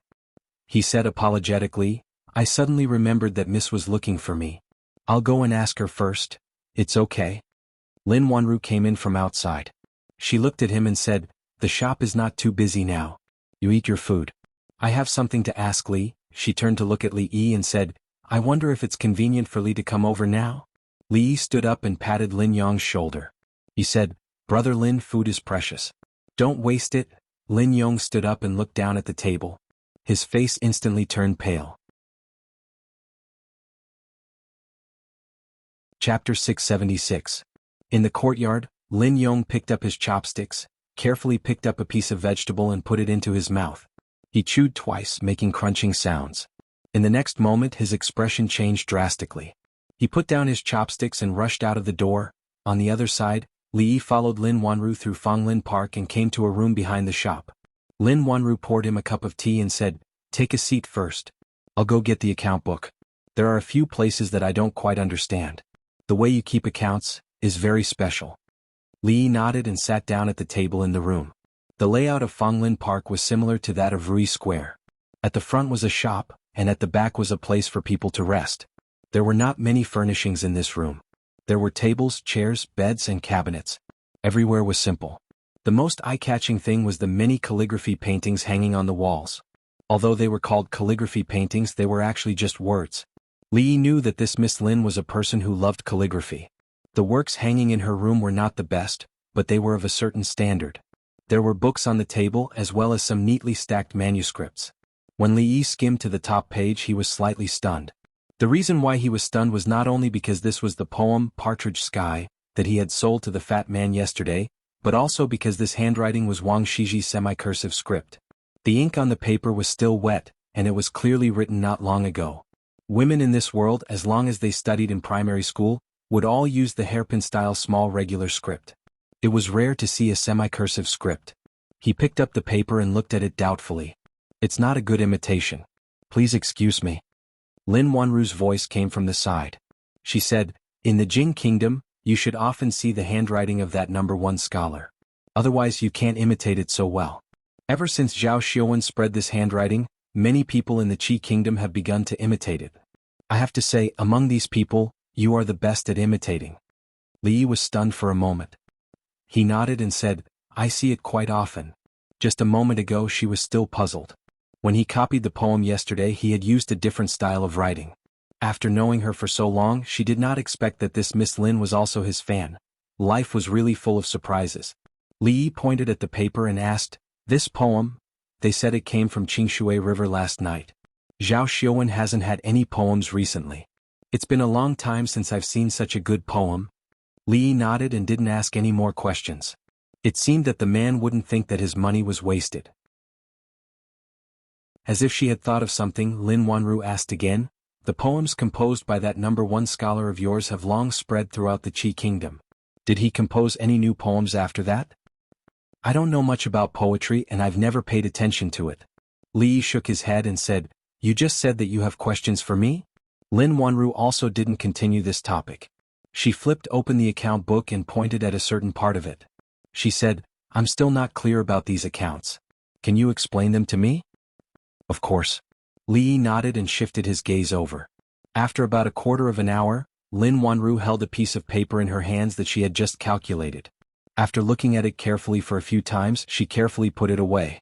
At the same time, in the small courtyard that was separated by a wall, Li put on his apron and glanced at Mississippi Lu. He said, "There's no time to cook. There's still some white rice left from yesterday. Let's make do with egg fried rice for breakfast." The heavens had given her the face of an angel. With the strength of a devil, she had to collect some commission somewhere else. In this life he didn't expect Mississippi Lu to cook. Li was already very pleased that she had the intention to do so. In the afternoon, the man named Lin Yong didn't come over for a free meal. He only went out for a stroll like he did yesterday. After eating, he would exercise a little and sleep with Mississippi Lu after the sun set. They slept separately. He didn't know if practicing the tortoise breathing technique had any healing effects. However, at least he could fall asleep immediately when he was bored. From then on, he wouldn't have to suffer from insomnia anymore. Li turned off the light and looked at the other side of the room that was separated by a piece of cloth. He slowly closed his eyes when he heard the sound of even breathing coming from the other side. The small courtyard quickly fell into silence. Outside the courtyard, the place a few streets away gradually became noisy. No matter which city it was, the most prosperous and noisy place would always be the red light district. The Qingshui River passed through Feng State City. There were many lofts on both sides of the river.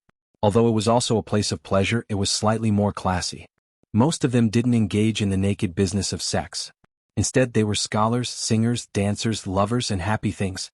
Although Feng State City was remote, it was far away from the war.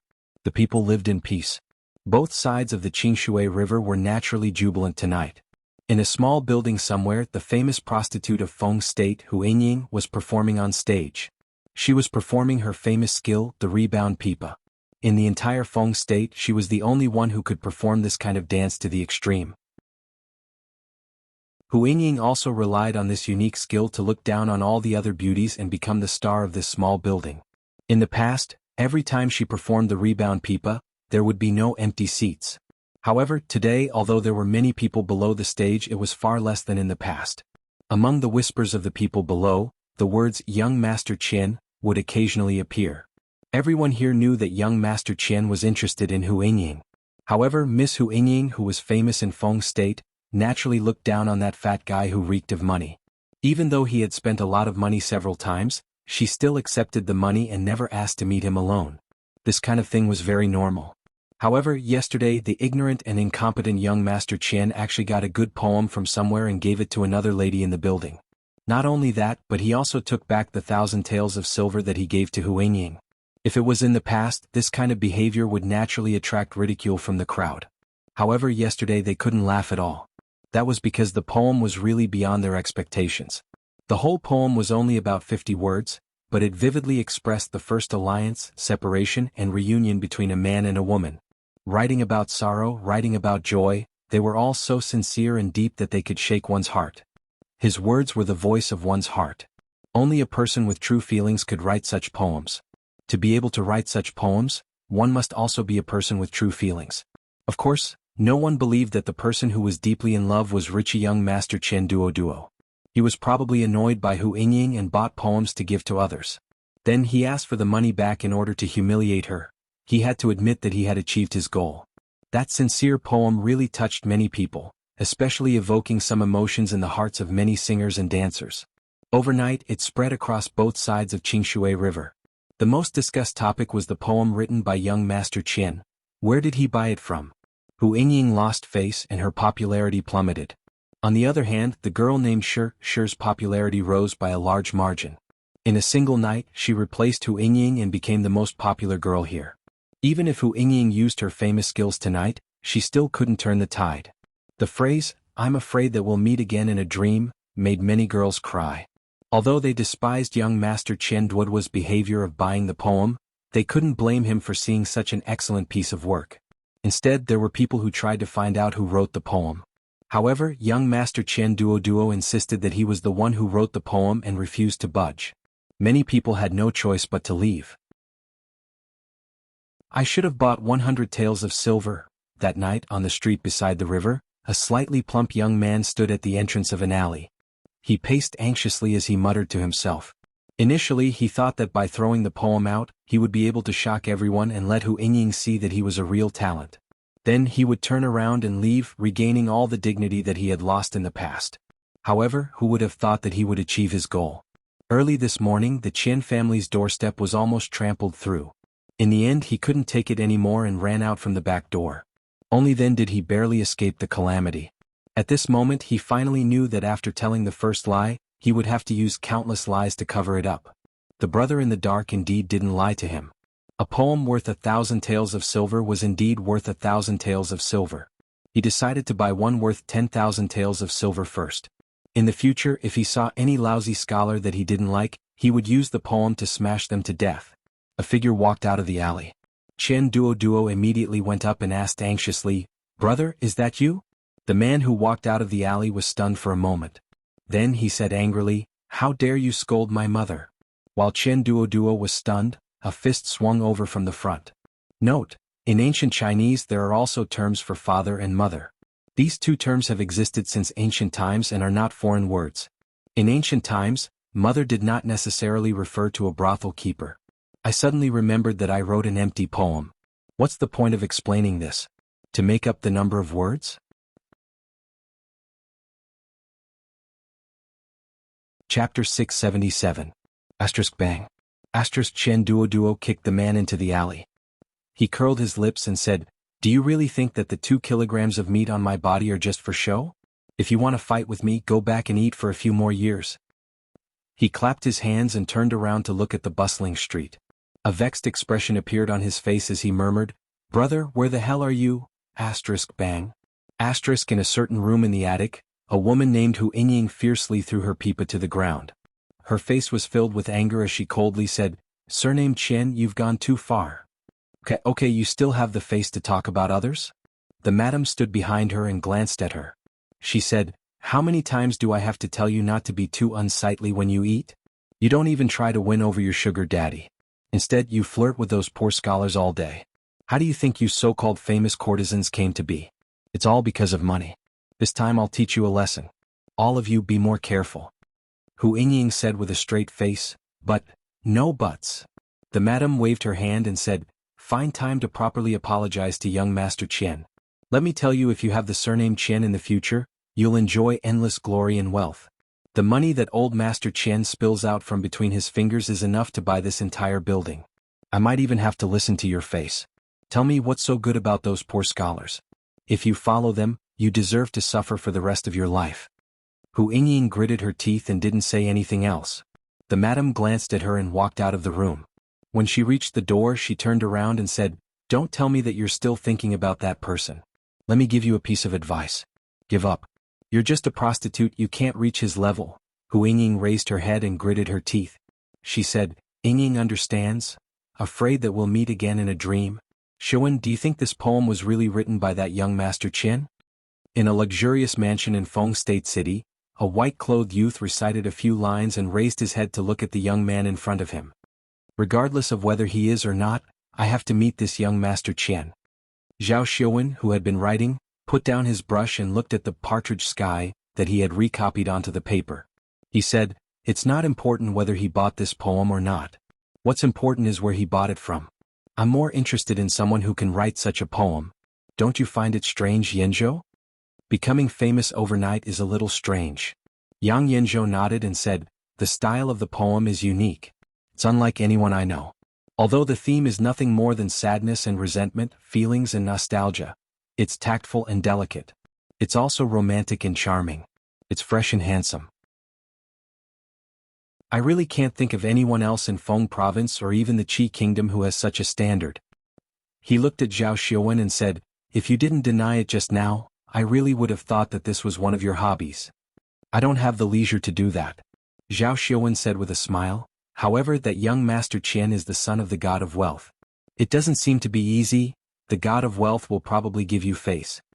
Yang Yanzhou shook his head and then looked at him again. He said, "I heard from the third prince that that person seems to have come to the Qi Kingdom. Do you know?" Oh.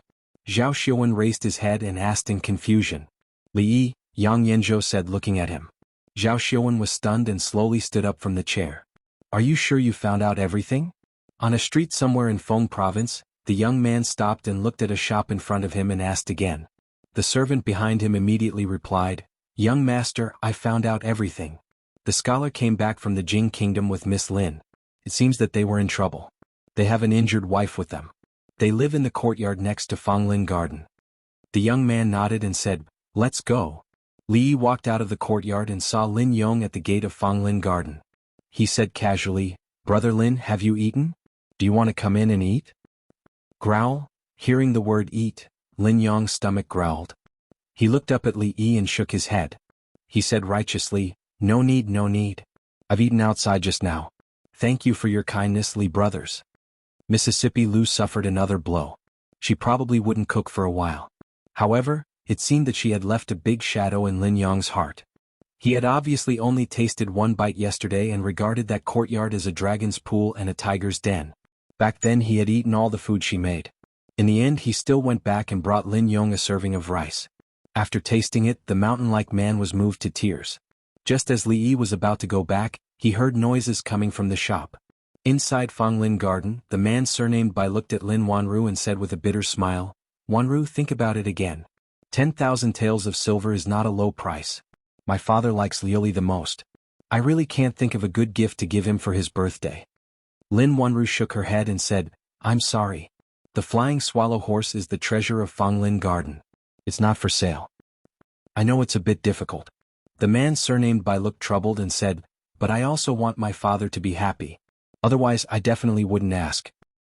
I'm really sorry. I can't make the decision alone." Lin Wanru still shook her head. Not long after, the man surnamed Bai walked out of the shop. After glancing at Li Yi, he shook his head and turned to leave. Li Yi thought about it and walked into the shop. He saw Lin Wanru standing in front of the Lioli ware. He walked over and looked at her. After hesitating for a moment he said, "Miss Lin, if you can sell this Lioli ware, it's better to sell it as soon as possible." "What?" Lin Wanru looked at him and asked with a frown. Li Yi pointed at the Lioli ware and said, "There are some foreign merchants who claim to be from Great Britain. They traveled over land and water to bring a large amount of Lioli ware here. This thing will soon be worthless. So, it's better to sell it as soon as possible." "How do you know?" Lin Wanru looked at him and asked. "It's a coincidence. I saw them in the Jing Kingdom before. It won't be long before they reach the Qi Kingdom." Li Yi could only say so much. Any more would involve business secrets. It was not easy for the British merchants. They traveled thousands of miles, traveled over land and water, and lost a lot of people. It was not easy for them to come here. He had to give them a way out. Watching him leave, Lin Wanru's face showed a thoughtful expression. When she looked at the flying swallow again, her eyes changed a little. "Great Britain? A foreign merchant?" Lin Wanru's face showed a thoughtful expression. "I've never heard of this foreign country. Is it rich in Lioli ware?" Chongzhou and Fengzhou were neighbors. If one rode a fast horse, it would take a day's journey from Fengzhou to the border of the Qi Kingdom. After crossing the river from Chongzhou, one would reach the territory of the Jing Kingdom. In a shop in Fengzhou City, the shop assistant scratched his head in confusion and asked, "Where did you say you came from? I didn't hear you clearly. Say it again." At this time, there were a few men in ragged clothes with unkempt hair and dirty faces. The man in the front looked at him and said arrogantly, "Listen carefully. We come from the great United Kingdom of Great Britain and Northern Ireland. We have a big business with you. Hurry up and ask your shopkeeper to come out." "What are you doing?" The shop assistant looked at them with disdain. He waved his hand and said impatiently, "A bunch of stinky beggars. You want to ask our shopkeeper to come out? Hurry up and get lost. If you don't, I'll let the dogs bite you." The man in the front turned around and gave another man a look. The man immediately opened a big box on the ground. In an instant, the whole shop was lit up. The shop assistant looked at the box with his mouth wide open. He was stunned. After a while, he shouted and ran to the back. "Shopkeeper, come out quickly." Chapter 678. Chen Duoduo had been distressed for the past 2 days. The poem Partridge in the Sky, and the phrase, "I'm afraid we'll meet in a dream," had spread his name throughout the entire Feng State City. Although his name was well known in Feng State City before this, the meaning was very different. Foppish, idiot, prodigal. This was what people thought of him before. Foppish, idiot, prodigal, poem seller. This was what people thought of him now. He needed to prove himself and prove that he didn't buy the poem. He wasn't an idiot. He just didn't want others to know about it. However, the brother who sold him the poem had disappeared. The other party appeared mysteriously and disappeared mysteriously. He hadn't appeared since that night. It was as if the other party had appeared to save him that day. He didn't know the brother's name or appearance. The only clue he had was that alley. Therefore he asked his father to buy the restaurant across the alley the next day. At this time he was sitting in the restaurant's lobby. From time to time he would look outside. If he saw someone stopping at the alley he would go out and ask them. However, it had been 2 days and he still hadn't seen the person he was looking for. Sigh. He sighed as he walked out of the alley again and returned to the restaurant. Li Yi leaned against the wall outside a shop. Occasionally he would look inside and be cut by the gazes of the 2 women at the door. He looked up and saw that the sign of Rui Workshop was very eye-catching. He couldn't help but feel a bit depressed. He didn't know which bastard had copied the style of his own underwear, but he had even copied the name of the shop. Not only did he plagiarize but he also didn't want to let him in. Mississippi Lou was injured. If something happened to her inside he wouldn't be able to help her in time. He had brought Mississippi Lou out to shop during the day to buy some clothes and daily necessities. She had been in the underwear shop for a quarter of an hour. It seemed like she wouldn't be able to come out anytime soon. Li Yi leaned against the wall in boredom. He looked at the people coming and going on the street. When his eyes swept across a certain alley, he was slightly stunned. Sigh, did she leave Feng State? Chen Duo walked out of the alley again and sighed. When he was about to enter the restaurant, he suddenly heard a voice coming from the alley behind him.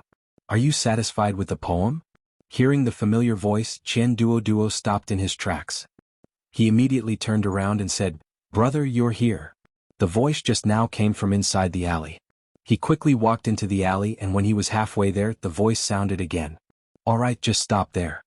Chen Duo immediately stopped in his tracks and looked at the corner of the alley, where a corner of a shirt could be seen. Are you satisfied with the words? The voice rang out again. Yes, I'm very satisfied. Chen Duo nodded fiercely. He had never bought such a valuable thing in his life. Now that he recalled the expressions of those people that night, he felt so happy that he wanted to shout out loud. As long as you're satisfied.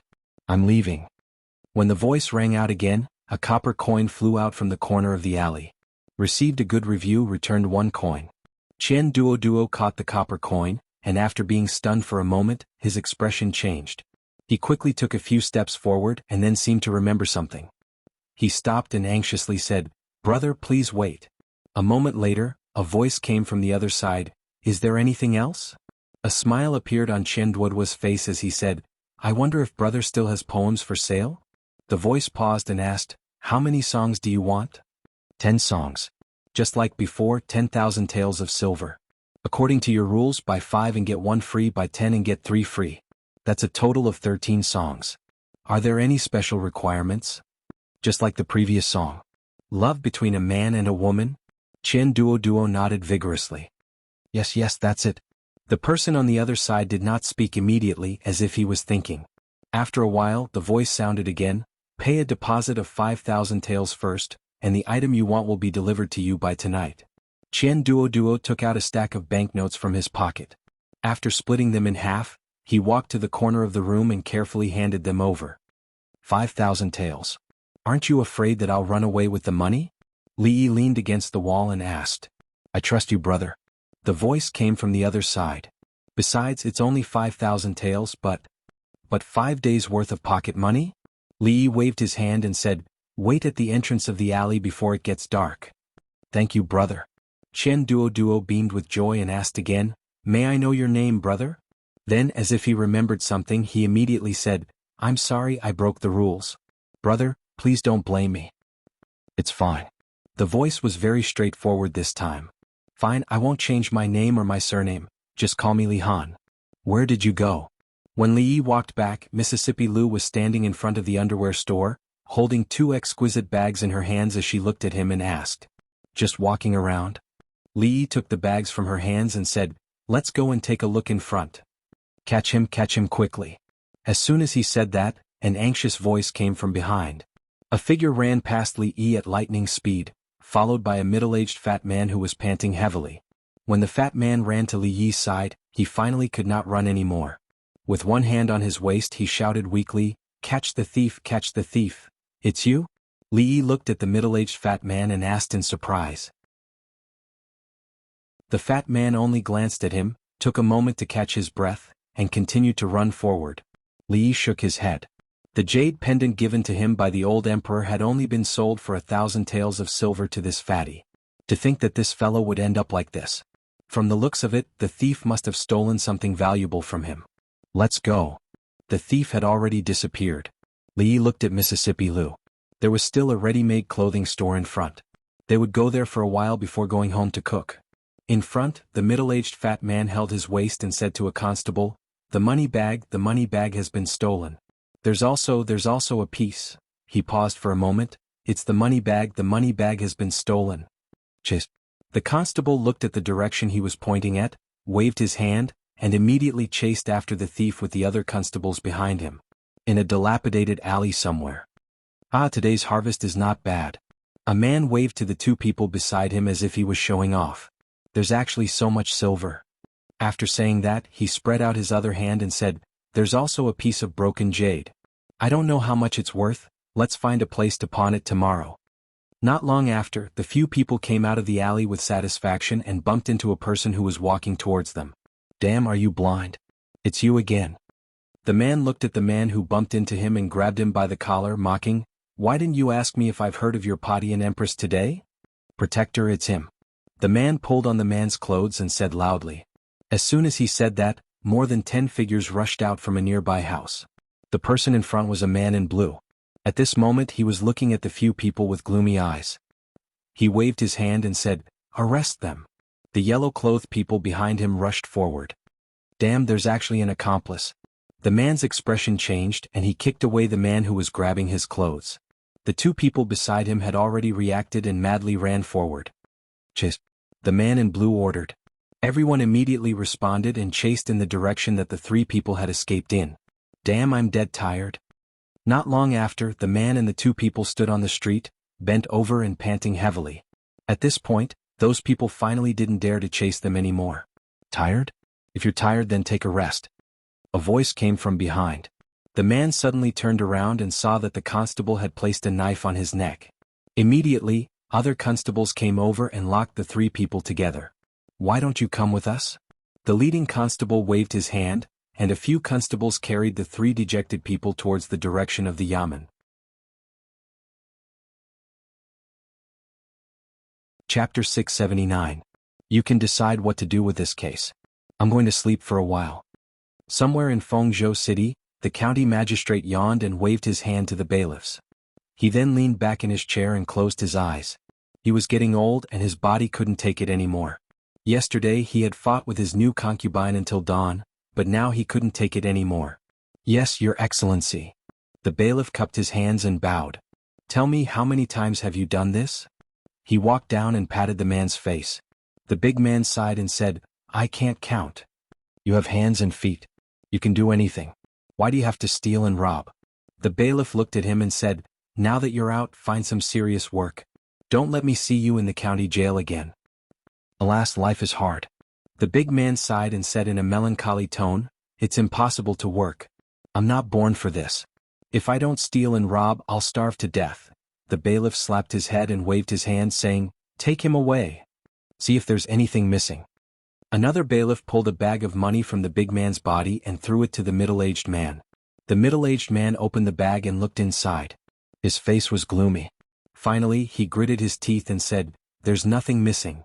He couldn't tell anyone about the jade pendant that he had planned to trade in the black market. Although it would cost him nearly 10,000 taels of silver, it was a crime that could get him beheaded for hiding an item belonging to the royal family. He couldn't let the government know about it. Fortunately, the big man had already thrown away the jade pendant. Although he was distressed about the money, he didn't feel so bad when he thought that it was from a guy who didn't know how to pawn it for 1,000 taels of silver. What a pity. He had originally planned to pay him more if he came to redeem it in the future. However, most of the things that were pawned in the pawnshop were equivalent to being sold. The possibility of redeeming them was very small. If he was lucky, he could make a net profit of 10,000 taels of silver. Although his heart ached taking a step back compared to his life, none of this seemed that important. The burly man was being escorted by two bailiffs. Just as he was about to leave, he seemed to have thought of something. He stopped and said, that's right, there's also a jade pendant. Since it's not worth much money, you can take it back as well. That way you won't be able to say that I hid it from you. The burly man cupped his waist and said, it's here. Brother Constable, help me take it. Hearing this, the middle-aged man's expression changed greatly. He immediately said, Nonsense, I only lost my purse. How can there be any jade pendant? You stole it from someone else. You must have remembered wrongly. The burly man was stunned for a moment. He looked at the middle-aged man and said, Don't tell me you're confused. You lost your jade pendant and forgot about it? You really want to postpone it and make me suffer a few more beatings? The middle-aged man forced himself to calm down and said, Nonsense. Why would I harm you? Do you think I don't know if I lost the jade pendant or not? The burly man turned to look at the bailiff and said, Brother Constable, this guy may have really forgotten that the jade pendant is on my waist. Help me take it. He should remember it when he sees it. The bailiff looked at the two of them and felt a little surprised. He felt something from the bulge on the burly man's waist. Crack. The sound of porcelain shattering and tables and chairs overturning came from behind. The county magistrate didn't even bother to pat the dust off his body. He got up from the ground and ran in the direction of the door. He looked at the burly man and pointed at the jade pendant. He asked in shock, This jade pendant, where did you get it? The burly man was stunned for a moment and looked at the middle-aged man in astonishment. At this moment, the purse in the middle-aged man's hand had fallen to the ground. His face was pale. Plop. His legs turned to jelly. He knelt on the ground and cried, Sir, please spare my life. Tell me the truth. The county magistrate said sternly. Not long after, the county magistrate hurriedly walked out of the county office. He got on the sedan chair and urged, Go to King Feng's mansion. King Feng's mansion was a very special existence in Feng province. The highest official in Feng province was the provincial governor, but in fact, it was King Feng's mansion that managed Feng province. This was a special case in the Qi kingdom. Although many princes had fiefs, most of them were remote territories. They only enjoyed rent and lived a good life, but they didn't have any real power. However, the third prince, Zhao Yi, was not one of them. Among the more than 10 princes in the Qi kingdom, he was the only one who had a fief as large as a prefecture and could personally manage the government affairs. He had the power to make some important decisions. The third prince, Zhao Yi, had come to the fief when he was young. It took him more than 10 years to turn a medium-sized prefecture into one of the richest places in the Qi kingdom. Not only did he have a high status in the hearts of the people in Feng province, but he also had a great influence in the neighboring prefectures. At this moment in King Feng's mansion, the prestigious third prince had just put down a letter. Down below, Yang Yanzhou frowned and asked, Your Highness, why has the first prince suddenly come to Feng prefecture? What? Zhao Yi looked out of the window and said, The imperial censor is accompanying him. He said he's inspecting the prefectures on behalf of my father. He'll arrive in Feng province in a few days. Yang Yanzhou thought about it and said, The first prince won't leave the capital easily. He's not here with good intentions. Your Highness, you should be prepared. This brother of mine? Zhao Yi sighed. Her tone was rather helpless as she said, Is there still no news from Chong province? Yang Yanzhou nodded and said, Not yet. However, according to the news from the Jing kingdom, it seems that they haven't found him either. There are rumors that he might have met with misfortune. Zhao Yi shook his head and said, That won't happen. If such a person died because of this, then God must be blind. I believe that we'll meet again one day. Yang Yanzhou didn't say anything. Thinking of that name, some scenes emerged in his mind, and his expression became somewhat enlightened. After a long time, Lili was still as elegant as before. The two talked for a while, and then a servant outside the door reported, The county magistrate of Feng City requests to see you. Greetings, Your Highness. The county magistrate of Feng City hurriedly came in and bowed to Zhao Yi. County Magistrate Wu, you don't have to be so courteous. Sit down. Zhao Yi raised his hand and said, May I know why County Magistrate Wu suddenly came to visit? County Magistrate Wu respectfully presented a jade pendant with both hands and said, Your Highness, this jade pendant was accidentally obtained from several bandits today. Yang Yanzhou was surprised. He looked at Zhao Yi and said, Your Highness, isn't this the one that His Majesty rewarded you? It's the Huilong pendant. Zhao Yi took the jade pendant from County Magistrate Wu's hands and smiled. He's here. Coming. Li Yi hurriedly walked into the kitchen. If he was a step late, he would have to make do with egg fried rice today. Mississippi Lu seemed to have made up her mind this time. She wouldn't stop until she made a dish that could be swallowed. She just felt pity for the ingredients that she had just thrown away as garbage. Some of them were really expensive.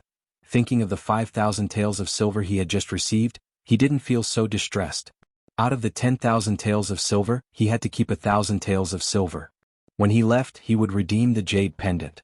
If the old emperor remembered it one day, he couldn't use the excuse that the proud Lolita had lost it every time to fool him. Thinking of the jade pendant, he thought of the stingy pawnshop manager. The value of that jade pendant was certainly more than 1,000 taels of silver.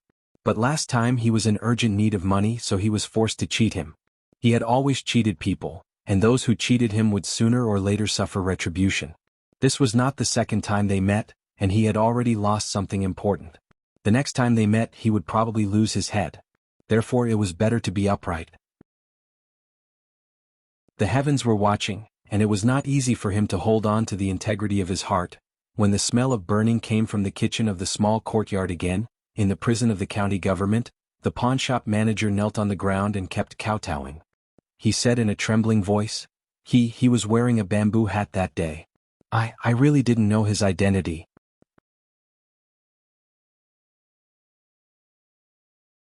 Chapter 680. In the county jail, Zhao Yi, the third prince of the Qi kingdom, looked at the pawnbroker and asked, "Half a month ago, he wore a bamboo hat and pawned this jade pendant for 1,000 taels of silver?" "Yes, he used a bamboo hat to cover his face, so I didn't see what he looked like, nor did I know who he was." The pawnbroker said in a trembling voice, "Everything I said is true. If there is any falsehood, may I be struck by lightning." Not long after, Zhao Yi came out of the cell, shook his head and said, "This dragon pendant was given to me by my father. It is worth 10,000 taels of gold, but I pawned it for 1,000 taels of silver. Brotherly, you look down on me too much." Yang Yanzhou stood beside him, thought for a moment and said, "Your Highness, if that's the case, he should be in Fengzhou City now." Zhao Yi nodded and said, "He must know the value of this jade pendant, but he pawned it for only 1,000 taels of silver. He must be extremely short of money. He can't go back to the Jing kingdom for the time being, so it's normal for him to hide in the Qi kingdom. He shouldn't have left at this time." "Your Highness, who are you looking for? Do you want me to send someone?" County Magistrate Wu hesitated for a moment and said. Zhao Yi waved his hand and said, "No need, you don't need to ask about this matter. Remember to let the pawnbroker go later." County Magistrate Wu was stunned and said, "Your Highness, it's a big crime to hide a royal item. Are you going to let him go like this?" Zhao Yi smiled and said, "It doesn't matter, just do as I said." County Magistrate Wu looked up at him and finally nodded and said, "Your Highness, I understand." As they walked out of the county office, Yang Yanzhou turned around and asked, "Your Highness, what if he doesn't redeem the jade pendant?" Zhao Yi looked at the endless stream of people on the street and said, "It's good that he went to redeem it, but it's expected that he didn't. Send more people to investigate in secret these days. Feng State City is not big, so if he is still in the city we will find him sooner or later." Yang Yanzhou nodded and the two of them walked down the stairs. At the same time, in a courtyard a few streets away, Li Yi scratched his head in confusion. Although he had never paid much attention to the gifts bestowed by the old emperor, he still had some impression of them. Until now, he still couldn't remember when the old emperor had given him that jade pendant. After a while, he still had no clue. He shook his head and stopped thinking about these things. He had to quickly write out the 13 poems and then go out to buy groceries. All the vegetables at home had been ruined by Mississippi Lu. He had to buy some new ones and send the poem to her to get the remaining 5,000 taels of silver. After this, he would never sell his poems for money again. Not only Su Shi, Li Bai and Qing Guan, but also Lu Yong and Yan Jidao. Every time they wrote a sentence, Li Yi could feel the strong resentment from a different time and space. "It's a disgrace, it's really a disgrace." It was not dark yet. Qian Duo stood at the entrance of the alley, waiting patiently. Only when night fell and his feet were about to go numb from standing, did a voice finally come from the alley. Money in one hand, goods in another. "Did you bring the silver?" Qian Duo was shocked and immediately said, "Yes." Something flew out of the darkness. Qian Duo reached out and caught it. He heard the voice say, "Here are 5 poems. You can check them first." Qian Duo walked to the side and opened it with the light of the lamp. There were a few words that he didn't know, but it should be the real thing.